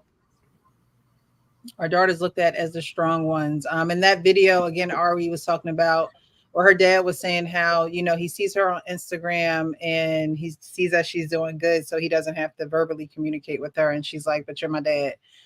Later on in the video, the guy, the white guy that was talking, I can't call his name right now, but he talked about pursuing your daughter in all stages of her life. Did you guys agree with what he was saying? Pursue her when she's small, pursue her when she's a teenager, pursue her, did you guys? How about the first girl first before we go to the second dude? Because I agree with a lot of what he said. I don't like the choice of his words, but I can understand where he's coming from. But the way the first girl looked, I would have a lot of issues. My daughter looked like her. Oh God. I would have a lot of issues. Wait, what do you mean? Like, what do you mean? Like the makeup, Oh, the yeah. hair, If you let it play, if you let her I speak and play out, like see you physically like we doing now. I'm strolling through Instagram and then I see a picture of you. I'm like, oh, okay, she doing all right. I don't even have to communicate with her. I'm your daughter. I just need you as a dad. We can talk about money, we can talk about child support, or we can talk about all the things that are unimportant to me. I don't care. Like, do you not understand this? And you know, Dad, I'm with you, R-Pain. I know she I'm with you, deserves love, R-Pain. but I wonder how many booty pics she has on Instagram. I'm with you, R-Pain. You know, I mean, come so on, is man. that where her dad is coming from? 'Cause I didn't even think about that. But I don't follow. I don't. Does She make got the big ass tattoo on her arm, you know, the homeboy Little wrist baby guard. I thing. mean, Yeah. you know, No. not that he shouldn't love her, not that he shouldn't love her, but go ahead. There you go with that dictator, Pain. You can't tell her what to do. She's grown, remember? She 28. She 25. I mean, 28, not living in your house. For you to tell her how to wear her hair and do her thing. She grown, Pain. Remember that. No, listen, I didn't say that I was going to tell her out. I'm just saying the way she looks to me. I thought he was before I thought that she was a girlfriend, man. I said, wait a minute. And listen, all I'm just trying to say, even before she got to where she's at, I understand that she needs her father. That's cool. So all I would say from that picture is even 304s need fathers. Wow. 304s usually had absent fathers. That's what I would say. That's the way that picture looks to me. Either women who are out there need fathers. So that strengthens my argument. When they ain't like that, they still. So every woman needs a father figure. How about that? Even 304. I mean, I would love her too if she was my daughter. But I would just say, God damn it. I have a question. I have a question for you guys. Because and it goes from what you just said, Hank. Is there a time where we don't tell them what to do? I mean, not enforcing that they need to do it, but giving suggestions on what needs to be done.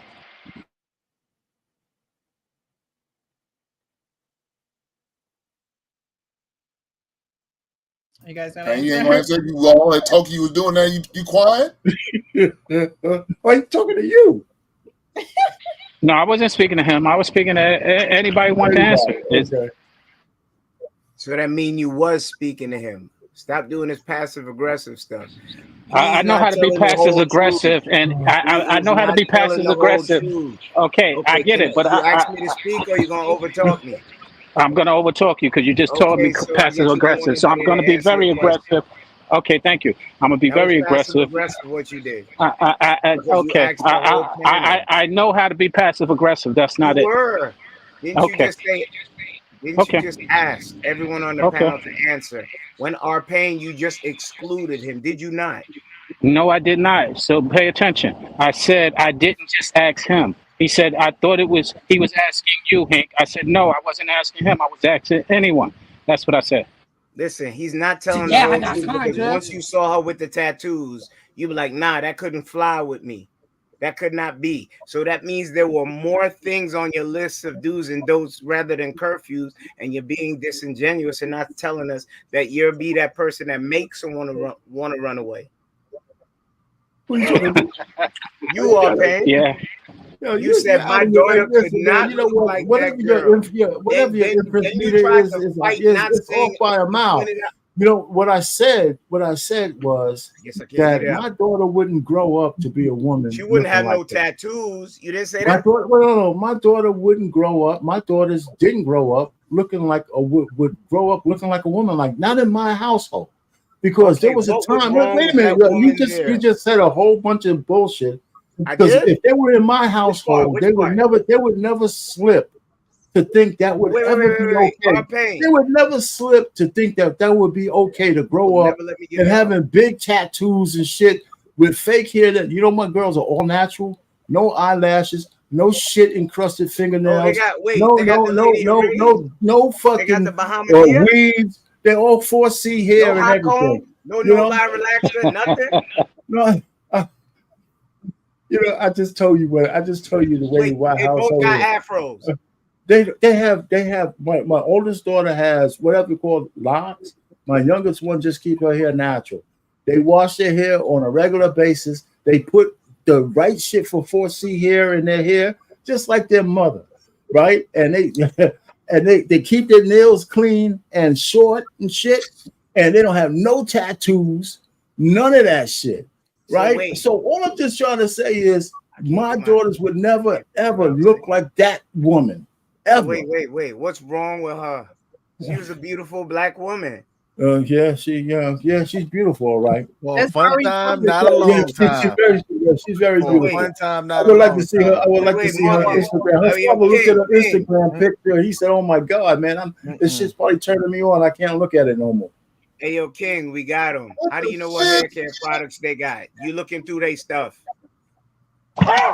No. I bought my daughter's 4C hair stuff for Precious. Like it. You know, so you know what, man? I got to answer for all that shit, man. I look at what they need. You got a plaster for every sort. I bought them that stuff. They like that stuff too. Come on, Sean. Cheerlead it. I don't know why why you guys think that you're trying to find a chink in not a kink, not chink, but a kink in the armor here. Right? I mean, I'm not a perfect man. And I wish I'd have done better in some areas for my daughter, but but raising them that's not where I failed. That is not the place where I failed. Right. Nobody said you did. Why do you I'm just saying. I'm not perfect. Why do you go to extremes? I think Java Joseph says here, in order to successfully process this topic, we need to not personalize opinions. This is why we are here, to learn from one another's perspective, experiences, and wisdom. Thank you. Yeah, for Great comment. Great comment. Whatever your name is, put a real. Don't put an avatar. Put your face. Don't hide. Everyone has perspectives as for how they speak. It is not malicious. It is getting to the bottom of something. No one on this panel hates the other person, but we have the tough discussions. Everybody like a spoonful of honey, but when it's a spoonful of Buckley's, a hit different. So if you don't like how I talk, tail, and run, actually like, subscribe, and tell 5 friends. And then run. Yeah, and just to Ken's point, we do go at each other, jar at each other sometimes, but it's nothing personal. I got love for everybody, and I think we all got love for one another. And so some of it is us just pushing the metal because of how we know each other. Some of it is very direct questions, as he just described, but none of it is personal. We don't take it personal, and if we do take it personal, we're men enough to express it and discuss it. We're all adults up here. All right, Ken's like, I don't know about that. All right, so I appreciate you guys' perspective on those. I'm going to read some of these comments, and we're going to get into some of the last videos here. Let's see. Menelik, thank you so much for being here. I feel like it's been a while, so it's good to see you. Fathers emphasize direction and protection. All daughters need the balance of their father's guidance to stay focused and advance. I agree with that. Joe Mama says, when I talk with my daughter, I always remind myself she is 50% me, 50% her mother, and 100% herself. Menelik says, parenting is a chore, duty, and task. You got to work hard and find time to juggle everything, no matter the cost. The challenge can be very challenging, but no matter the obstacles, strive for the win. And that was what the guy was saying in the one video where he said, it's more in the action of doing what you're doing than trying to get a result from the action. Rochelle Webb, thank you so much for being here from Facebook. I appreciate you for watching. She says it's time for her to move out because me and my husband goes to sleep at 10 o'clock at night and I want to sleep peaceful, and she will come in at a decent time, or she can now to come home the next day. Oh, shit. Dorian says, I don't know why these men on the panel act like there are no shiftless Negroes who take advantage of girls. Fathers should teach, protect, and guide these women until they come into covenant with hubby. And again, Giovanna with the great comment she left. In order to successfully process this topic, we need to not personalize opinions. This is why we are here, to learn from one another's experiences, perspectives, and wisdom. So thank you guys for those comments. As a viewer, she says, I appreciate you for understanding.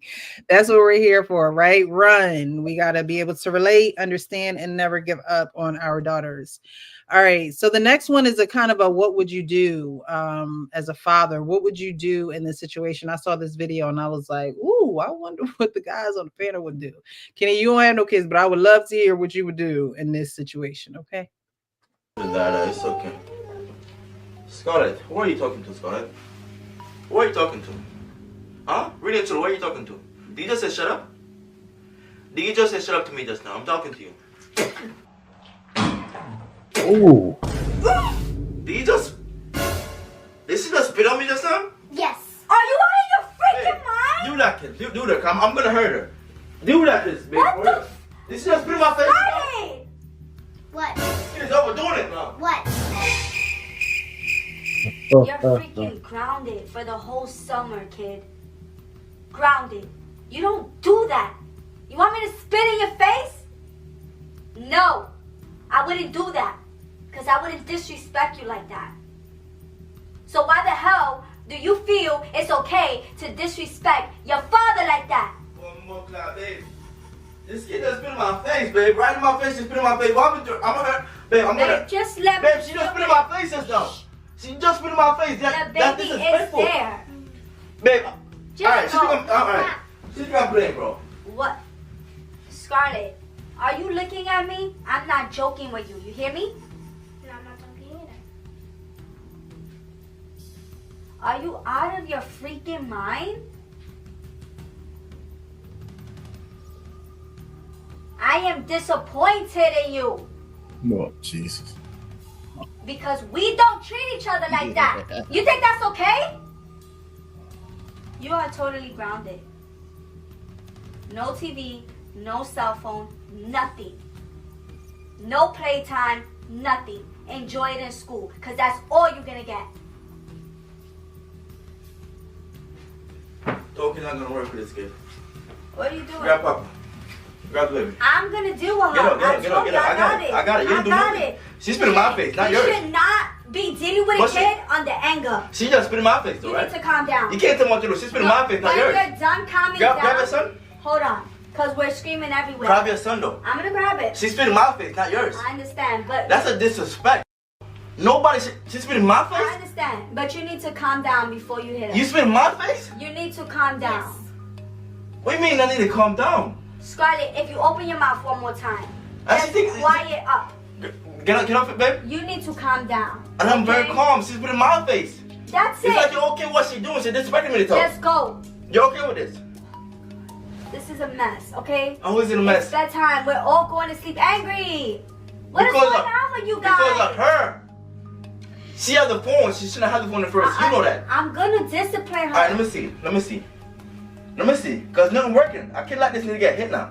At this point, she have to get hit. Because No. talking not going to help a kid like this. We've been talking for the last 10 minutes. Nothing working. Great. I have like 2 kids in the side of my ear. Just You're not being a mother. Give me ridiculous. this. It's ridiculous. Yo, I'm going to lose it in 2 I'm seconds. telling you, Get relax. out. Get out the room. No. I discipline her. My All right. So, as a father, what would you do in that situation of your daughter spitting in your face? I'm gonna make an assumption. That's not his biological daughter. I think the son is theirs. I think that little girl, I wouldn't be able to touch her, but I would pay a kid outside to whoop up on her. I'd find the little chubby girl with the big knuckles, and I give her a little 20 piece, and I'm like, when you see her, just 3 to 5 minutes, just work it out. Ain't no little girl spitting in my face. What? Not, my That's man passive aggressive. can't function with that. That's like, I grew up, my mom was hands-on, and she took pride in her work. I can't see no kid. Wait, what? I get the heebie-jeebies when I'm in public transport or whatever and see kids being rude to their parents, because I realize how my parent used to get down, apply pressure, even in public, very fast, and stuff like that. The child looked the man in the eye and was like, I'm like, ooh. It takes the faith of Job. That would be hard. That would be a hard thing. My initial thing was like put a grapefruit in a towel and hit the child or something like that. Oh my God. You understand? Don't leave no bruises. It just smells citrusy. Oh That's man. a tough one, Precious. I let the parents answer that. That's crazy. Oh man. She was getting her 2-week together, man. She was getting it at the young age. That's what she was doing. No. What's interesting? Go ahead. I'm waiting to hear what Hank would do. No, I would have slapped. As soon as I came out, I would have slapped that little girl in the mouth, man. I don't care if she's my daughter biologically or not. Yeah, she would have got slapped in the goddamn mouth. For that shit. That's look here. That's the nastiest thing you could do to anybody. Spit. I'd rather you slap me like I'm a woman or something before you spit on me. Hell no, that shit's nasty as hell. I would have slapped that little girl in the goddamn mouth. Yeah, I mean, I ain't gotta say no more. That's all. That been it. All right, Sean. You know what's interesting about that is the mother, as she was speaking to the child, I understood why the child was acting out and was disrespectful, because the mother don't really have respect. And I'm in total agreement with Hank. Who village child, meaning it don't got to be my child, your child. If that was a village child and community child, whoever child that was, Hanks. But we grew up that way. We grew up to where you couldn't have gotten away with that from anyone. I mean, like I said, never mind the parents. You couldn't have got away with that if you was just the neighborhood friend of a family. You couldn't have got away with that. So but this time in this day and age and parenting is, a lot of people are very sensitive to consequences that can happen when they have disciplinary actions that are physical. And I grew up on where that, now abuse is subjective. It's subjective to how you feel about it, and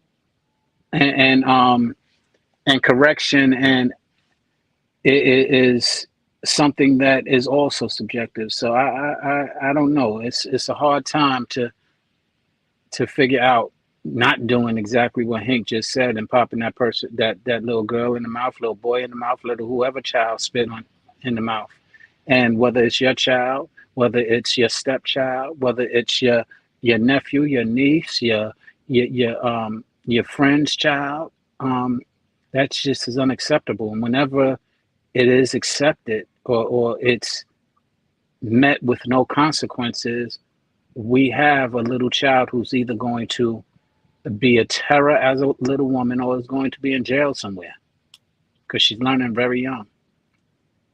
Well, we know podcast says that probably would have been the end of our relationship that night, because it does look like that is a stepchild. And she didn't allow him to, discipline or do anything. She said that she got it. And, again, daddies and daughters, this is not necessarily his biological daughter, but how is he able to establish a foundation of respect and a respectful fear?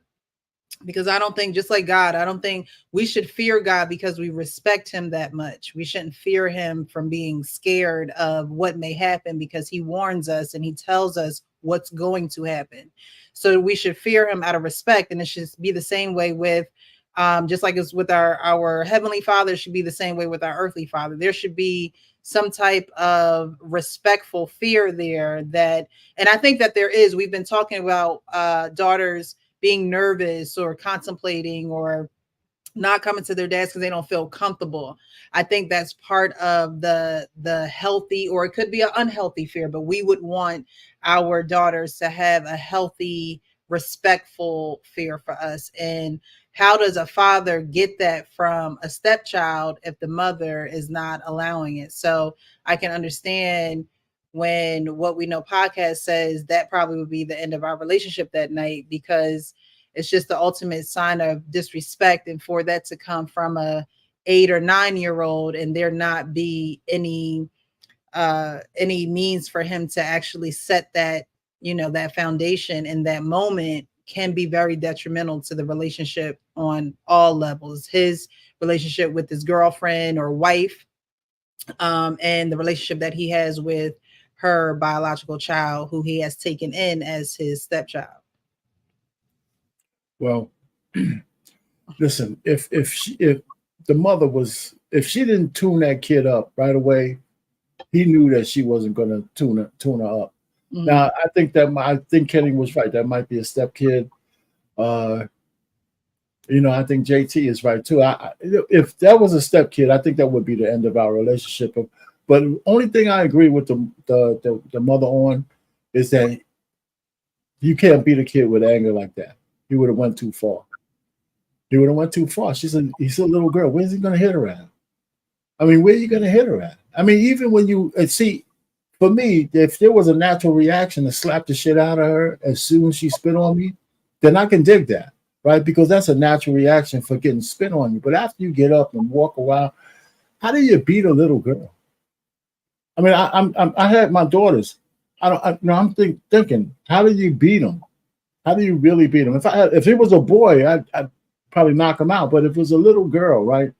And I said this before, and I'll say this again. I don't care what anybody says. I'm the man, when they were young, I was the man they loved. I was never going to hit my daughters so they can grow up thinking that it's okay for a man to hit them. Never. And if they're getting it from me, they may accept that from somebody else later on. Mm-hmm. Right? So I didn't hit them. I always had to talk to them. But again, my kids never even came close to thinking about spitting in my face. But I would leave that. If the woman would have went in and started just beating the shit out of a little kid, I think he would have been satisfied. But all that talk, it was way beyond talk. So, and he wasn't satisfied with that. But she was right to take that belt away from him, because he would have willed the shit out of her. There would have been marks. And then, of course, if he's not really the father, then you got a can of worms with the other father coming in that he willed the hell out of the little kid, or CPS or whatever you call it, and all that kind of stuff. So, yeah. If she's a step baby daddy, that's another reason why you shouldn't marry a woman with kids. Mm. It's a step baby daddy. So anyway, I don't know, but we're just assuming that. Man, I can't imagine his biological daughter just looking at him and spitting in his face. I've got the answer, all pain. Go ahead. Yeah.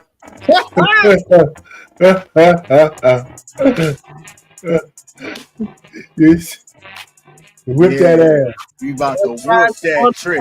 Whoop that trick. Whoop that trick. Okay, would you wait till you calm down, or would you do it right away? Calm down.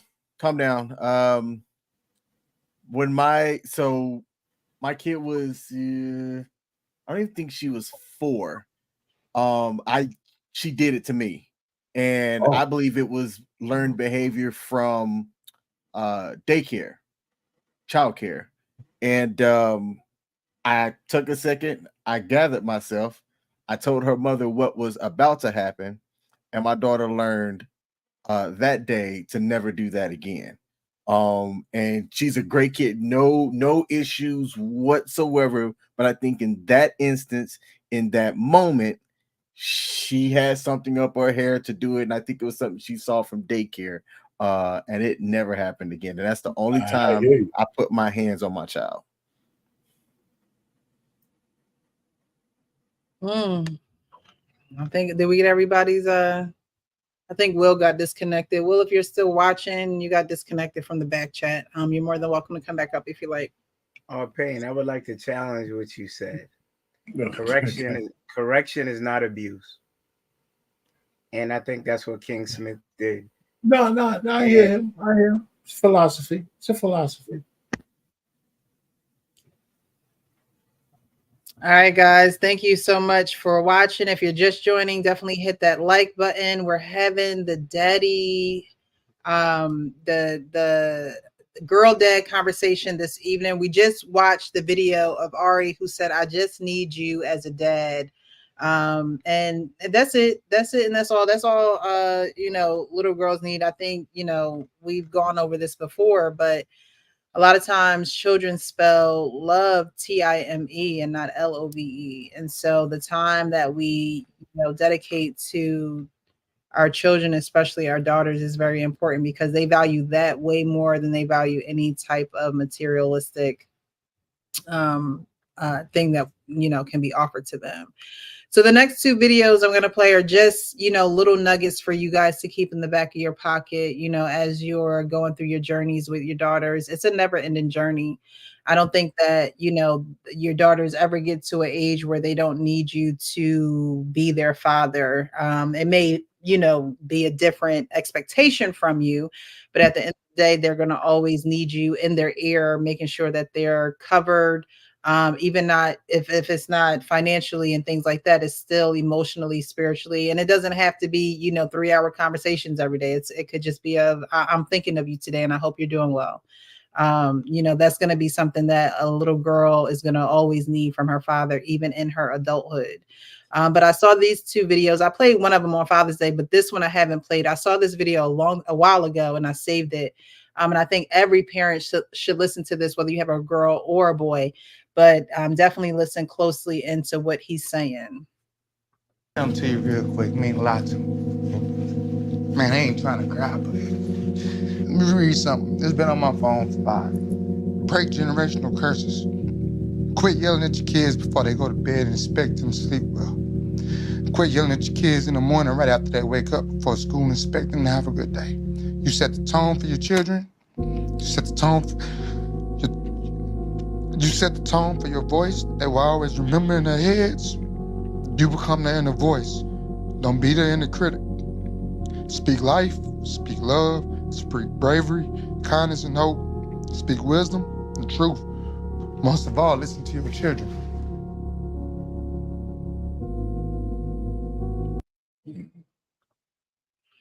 So that's very important to not become their inner critic. Men are very logical, and you guys think about things on a more logical level than an emotional level, and that's that's where young girls are operating from.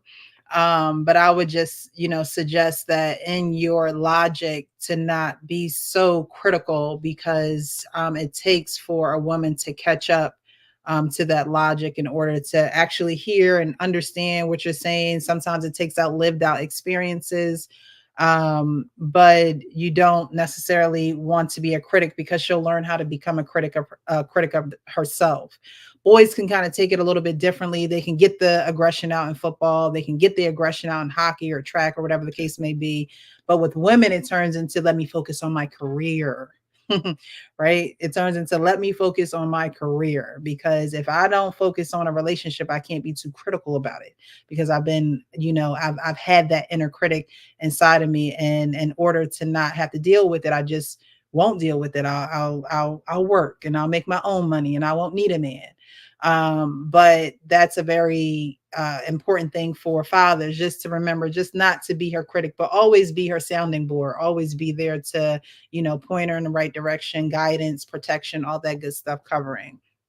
But what do you guys think about that? I think that that's probably more of a new age thing, what that man was saying about, don't yell at them before they go to school. You want to be the person that they can run to. Don't be their critic. What do you guys think about what he said?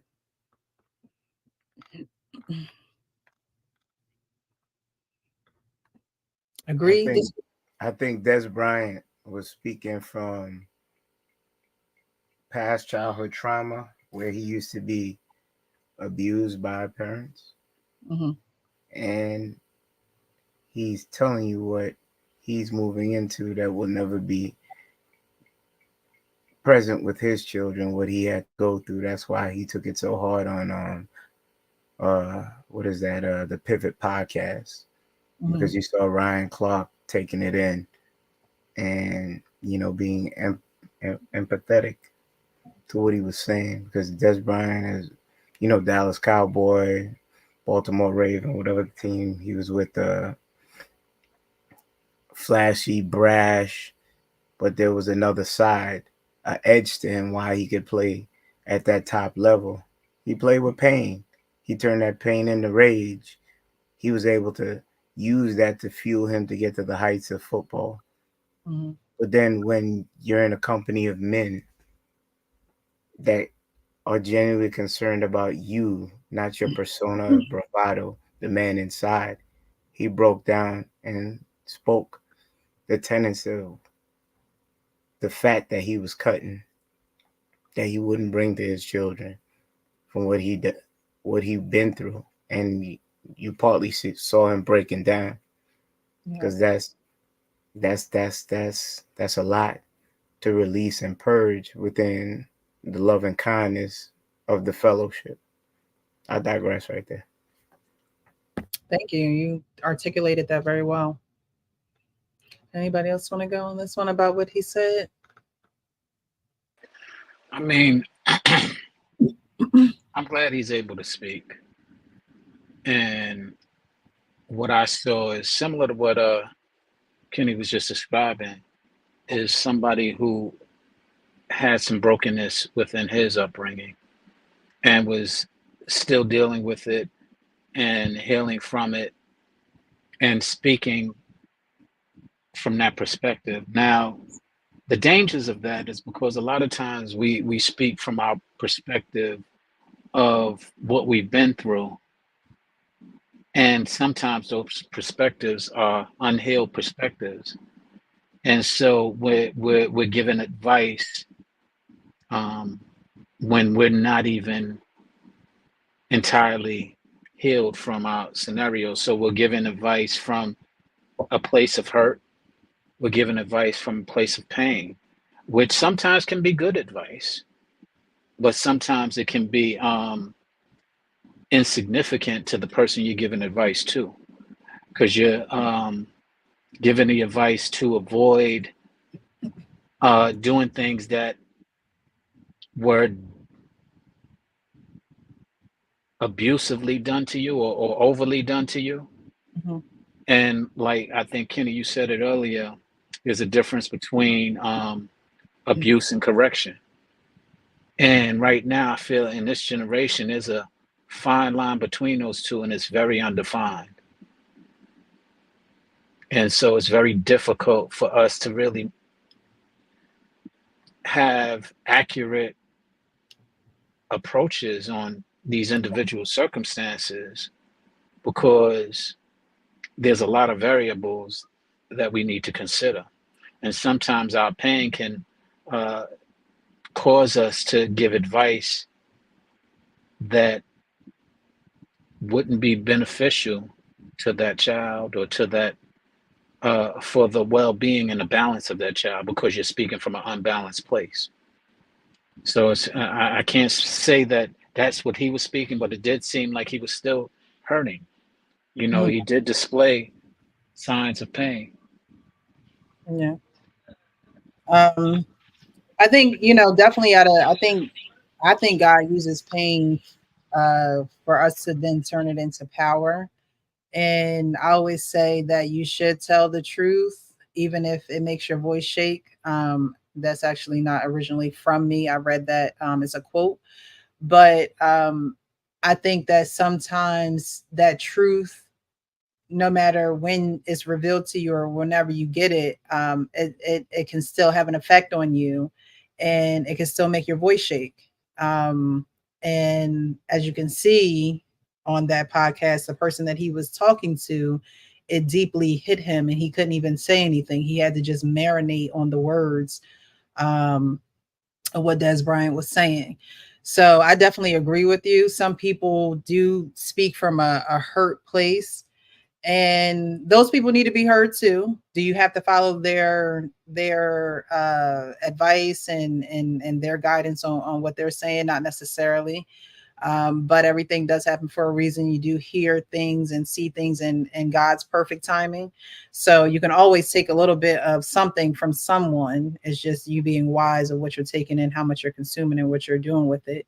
But I think that being whole with yourself is realizing that there were some holes in your past or in your upbringing or some trauma that affected you, and being able to be that generational curse breaker does take a lot of pressure, because no one sees things the way that you see them. No one is trying and putting their best foot forward the way that you're trying, because of what you have been through. And I think those are the courageous people. Those are the people that are, like Theodore Roosevelt said, are in the actual fight. It's the critics on the outside saying, oh, you shouldn't do this, you shouldn't do that, you shouldn't do this. But being a generational curse breaker means I'm going to go outside the lines like nobody else did. And they always say, if you want something different to be done, you got to be willing to do something different. And so, sometimes that requires your voice to shake, because ain't nobody else doing it. So you got to have the courage to get up there and do it. So I applaud him, and, putting that out there on that podcast where there are so many viewers, so many people tune in to be able to hear that, because parents need to be reminded of that sometimes. We get in the thick of things and it's like, dang, I did yell at her before she went to school. And in that moment, I'm not realizing how it can affect her, but that walk to the bus stop could be a sad one, on my account. So we got to be mindful of those things and keep those things in the forefront instead of the back of our minds when it comes to dealing with children who are impressionable, have their own feelings and their own being, and they're their own beings. Anybody else want to talk on that one? Then we're going to go to the last one, is explain, run, and then get out of here. Well, what's interesting, I just wanted to finish or touch on what you just said. You're right. I think that his approach definitely was touching. The advice could be necessary. But again, a lot of times I feel like, what is the corrective moment? Because you wouldn't know joy if you didn't know sadness. And to eliminate sadness out of a child's life or anyone's life might not be as beneficial as we think it is. So I'm not saying to provoke sadness, but at the same time, there are some times where you have to have those harsh conversations. And to his point, maybe it's not before they go to bed.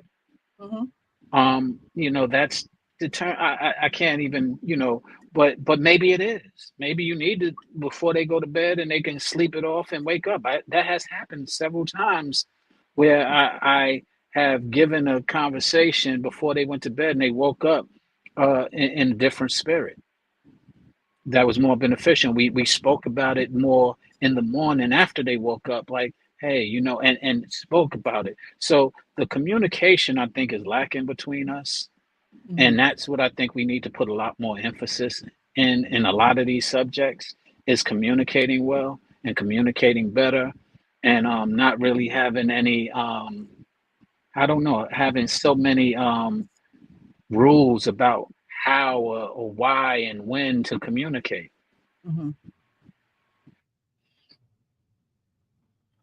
Okay. I don't know if you finished there. I have a real quick one though. So one of the things, I think sometimes you got to learn how to speak right and when to criticize, because there's always got to be room for that.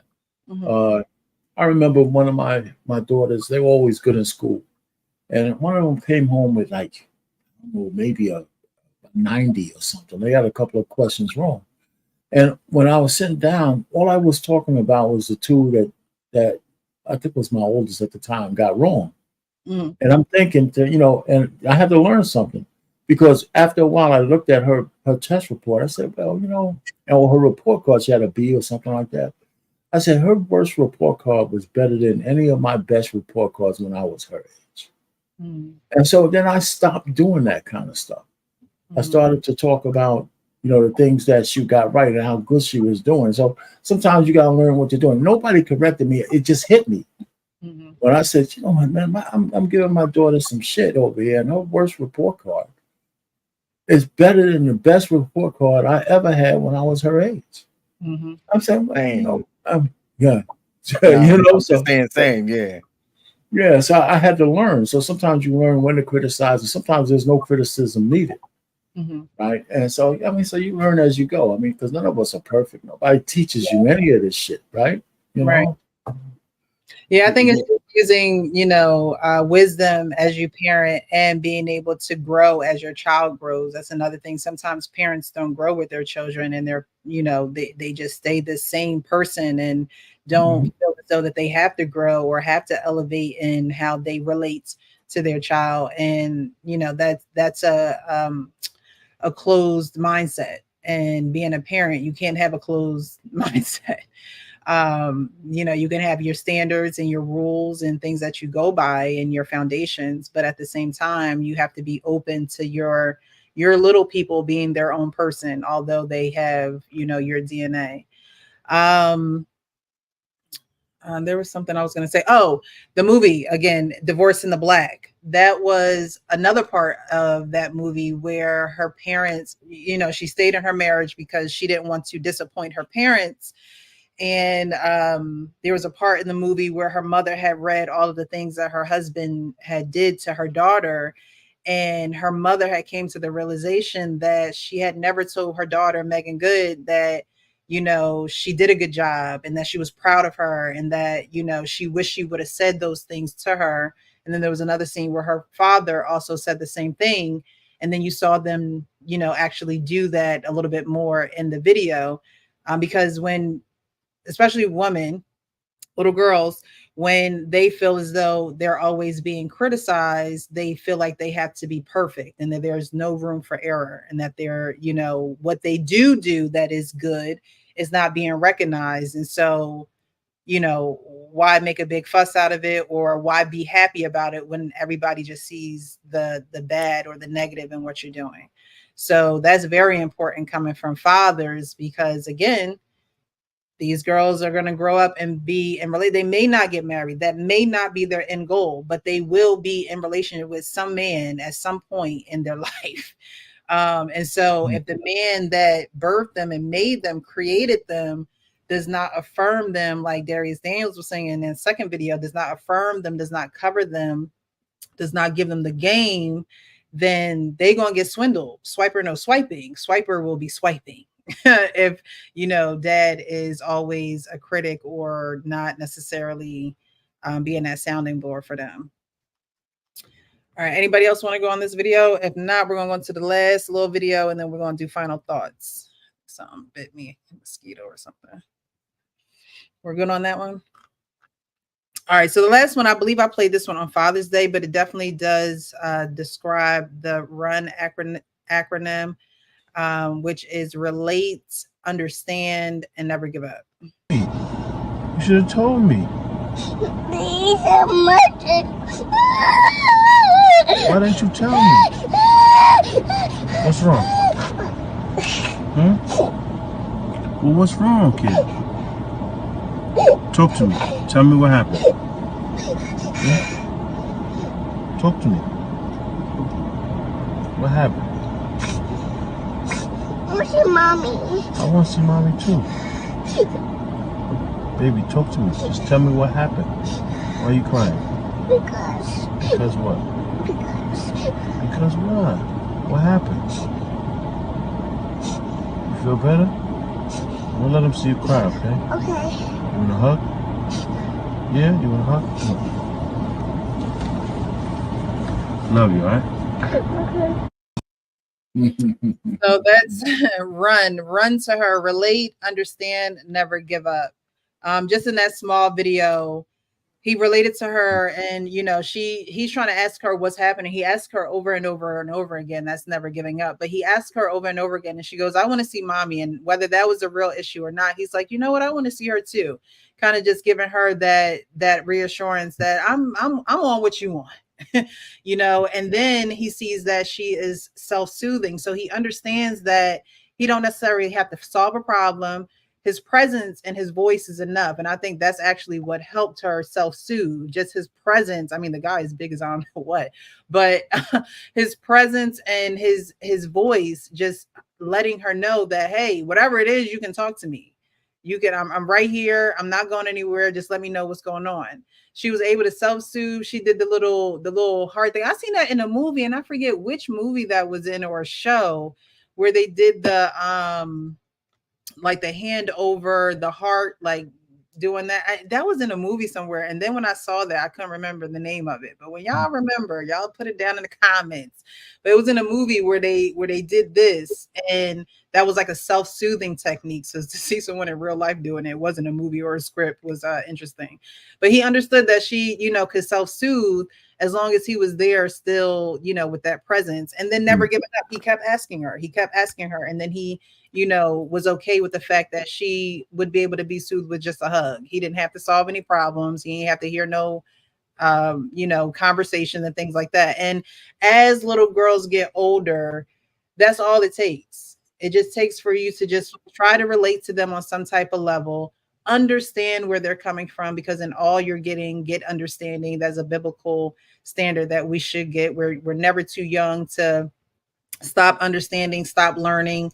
That should be something that we seek daily when we open our eyes, but especially from our children, and fathers to daughters. You should always try to understand, even if it seems out of place to you or awkward or out of your, normal limits.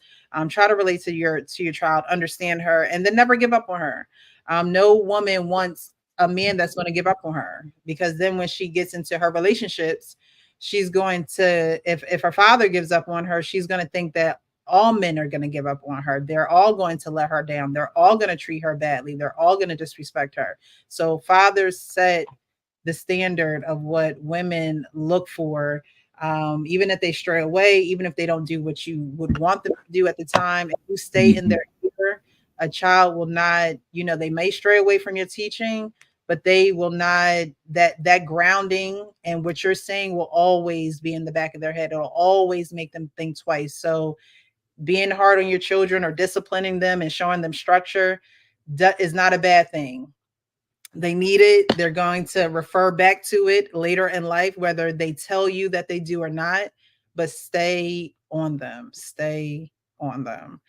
So we're going to get to the final thoughts. I appreciate everyone who watched. I'm just going to read some of these comments, guys. If you're watching this after we have broadcast live, definitely leave your comments in the chat. I would love to, or in the comments, I would love to hear what you thought of the show. But we have Rochelle website, Black mother and father we're not going through that, or have not went through that. She won't have no teeth. Talking about the little girl that spit in her dad's face. Dorian says she is so disrespectful to that man who looks like her. He looked like he's her stepfather, and mama needs to move out the way and let the dad discipline her after he cools down a bit. Yeah, he should have some type of saying that too. Rochelle also says the father is trying to correct her, but the mother let her disrespect him to go. Giovanna says she should have removed the baby from the room and whipped her ass. Okay. Rochelle says if she's doing that now, just imagine what she would do when she get older to him. Yes, some things need to be nipped in the bud right away, especially with little girls. I mean, with all children, but especially with little girls. If a little girl knows that she can get away with it one time, she'll definitely do it again to try to get away with it again and again and again and again. The little girls are conniving like that. The child just wanted attention. The household is probably constant confusion. The child was very meek and brutally honest, advising her mother, not saying anything to you either. So she should have got smacked for that too. Rochelle also says no respect, no disability. She will be out in the street or dead or in prison. That's very true. All right, guys. So final thoughts, and then we're going to get up out of here. Okay. I'll start it off. Ron, I like that. Relate, understand, never give up. I agree with that. That last video had me come up with an acronym as well, which is TOT. T-O-T. Trust, open up, and talk. And that's what really happened between that father and that daughter, is that she had to gain the trust, and then she had to open up and talk to him. And then he was able to communicate and give the hug that was necessary, or give whatever's necessary. But again, the communication is really our biggest dilemma in my opinion, in our community and in our lifetime. It's not just the Black folks; it's just in general. And if we learn at a young age to trust, open up, and talk, our biggest one is that first one: trust. Mm. She didn't trust him at first. The little girl didn't trust him. She wanted mommy. And as he, like you said, he never gave up. He was relating and he was understanding. She gained that trust immediately, and she was able to open up, and then she was able to talk. And I think that in that order, relate, understand, never give up. From the father standpoint, daughters, I recommend and suggest that you trust, open up, and talk. Thank you for that. It's hot. Trust, open up, and talk. Thank you, thank you, thank you. All right, Kenny, we'll go that way and then end with King. So we'll have Kenny next, then Hank. You find great tidbits. That gentleman is Papiando Vasquez, better known as Pop from the Bronx. I don't know if he's still thugging, but I know he got two beautiful little daughters, and that's showing a softer side. He's also part of the What You Thought podcast. I sent you the link in your WhatsApp, so you could probably check him out. And he's a comedian. He's real funny. But it's good to show like that dynamic. The biggest man could be crumbled up like a marshmallow when it comes to his daughters. And you saw the care and delicacy that he took, how delicately he approached dealing with his oldest daughter and comforting her and giving her a refuge that she could lean into and know that, also establishing that her dad is there for her, her champion, her teddy bear, you know, her guardian. And that's beautiful to see. And that's a misconception that's out there that most Black men can't show that type of love, especially the big ones. Shout out to Hank. You understand? And listen, more of that, less of the banter. Shout out to R-Pain as well. I'll leave it there. Thank you, Kenny. I appreciate you for being here. Hank, your final words, final thoughts? Let me say this. As fathers, we have to be honest with our daughters. A lot of these girls have been babied all their life, and now when they get with their husbands, they still act like babies. A lot of fathers have done a disservice by not allowing their daughters to really emotionally mature, to learn a level of interdependence, because we always done for them and make sure they got everything they needed. As fathers, we got to do better. We can't do this because they're making it bad for the next man to come up behind them when they act like that, because they know they throw a hissy fit and always got their way, and that's all they know. And they do that shit when they grown ass women. So you young fathers out there who has daughters, please don't do this. Be honest and straightforward with your daughter. Be truthful. Give them the real. Allow them to make mistakes. You know, even daughters have to take L's. As long as that's the cost of their life or their freedom, they got a chance to make it up, correct it, or fix it, regardless. That's all I have. Thank you, Hank. We might talk about that one next week, actually. You bring up a good point. How women expect their husbands to do what the father did, but the father never let go. It never was a leave and cleave situation. Dad still, had his hand in that with the daughter when she's supposed to be relying on her husband for things, but because she can't break that umbilical cord from daddy, now the husband has to kind of step in that role, and that probably never was the plan to begin with. So that's actually a good topic, Hank. I've seen a lot of things on that as well. So thank you. Jot that down for next week. Arpain, your final thoughts? Yeah, I mean, it was heartwarming seeing it. One of the things the only thing that came to my mind really is how fleeting those moments are. Because the kids grow so fast. They just do. So, I mean, he handled it properly, but I mean, it just made me think about all the times that, one of my kids cried on my shoulder for one reason or the other. And you just you miss those moments when they get older. Maybe some of the hugs start a little less. They don't need it as much. But you just hope that whatever you instill in them, that just takes them through their adulthood. So, I mean, that's the kind of stuff I have. You're not perfect, but it is what it is. I mean, my whole, it's kind of funny when you raise the girls. All I'm thinking about is getting them to adulthood unscathed. Right? All the rest of the stuff I didn't know about in terms of that these days getting cleaving to men and women having relationships like that. I just consider that a natural part of the growth process. I didn't understand the shit has been so skewed by social media and everything else that people need additional help to find a mate to do those kind of things. I wasn't aware, so because I was married so long. So that's why I stopped giving dating advice. But anybody who wanted to learn about relationship stuff, and you really have somebody that you want to talk about how to keep a marriage together, I can talk about that. Some of that shit's timeless. But so my daughters they're out there, if we were in Africa, I would be having a real high dowry for both of them. Okay. That's what they make anybody a great daughters because they're great. They're great people. Thank you, Stacy. Thank you, Darnell, for the cash apps. I really appreciate you guys. Thank you. Thank you. Thank you, Arpain. I appreciate you for being here. Great final. Thanks for having us.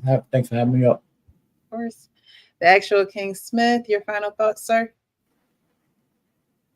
I think that conversations like this are always dope. It's always nice to get other people's perspective on things. When Hink said that he had his daughter when he was real young and 20, I got married at 20. My child was born when I was like 23 or 24. And even as I say that now, it still sounds young as I'll be 40 here in about 2 weeks. I think that, I can't speak for everybody else, but I mean, my kid's about to be 17 literally this upcoming Saturday. I'm still learning, right? Because she's growing and I'm figuring things out. I'm just doing what I can, trying to make the right choice that I think, is going to help her grow and be a productive person out in the world instead of an oxygen breathing, knuckle dragging, resource hogging liability out there. So thanks to y'all of the parents that have added something to this, to the people in the chat as well. I appreciate y'all popping up. Thank you, guys. I want to thank all of you guys for being hot, honest, open, and transparent, for giving those who are watching different perspectives. They could probably see themselves in you. They could probably relate to some of the things that you were saying. And some of them probably took away some nuggets that they will then implement in helping them have a better daddy-daughter relationship. But again, I thank you guys. I appreciate you. I always say you don't have to be here. You choose to be here. And for that, I'm grateful. Thank you so much. And so we're going to close out this show. Those are my final thoughts. I appreciate you guys. Thank you for giving that perspective. Next week, we'll take that one of the suggestions that Hank, or quote final thoughts actually, that he said, and we're going to do a couple of videos on that, because I think that is very important to highlight as well, and how that relationship with husband and wife should be their relationship and not something that the wife is bringing over into the marriage, and there be certain expectations. So thank you for that, Hank.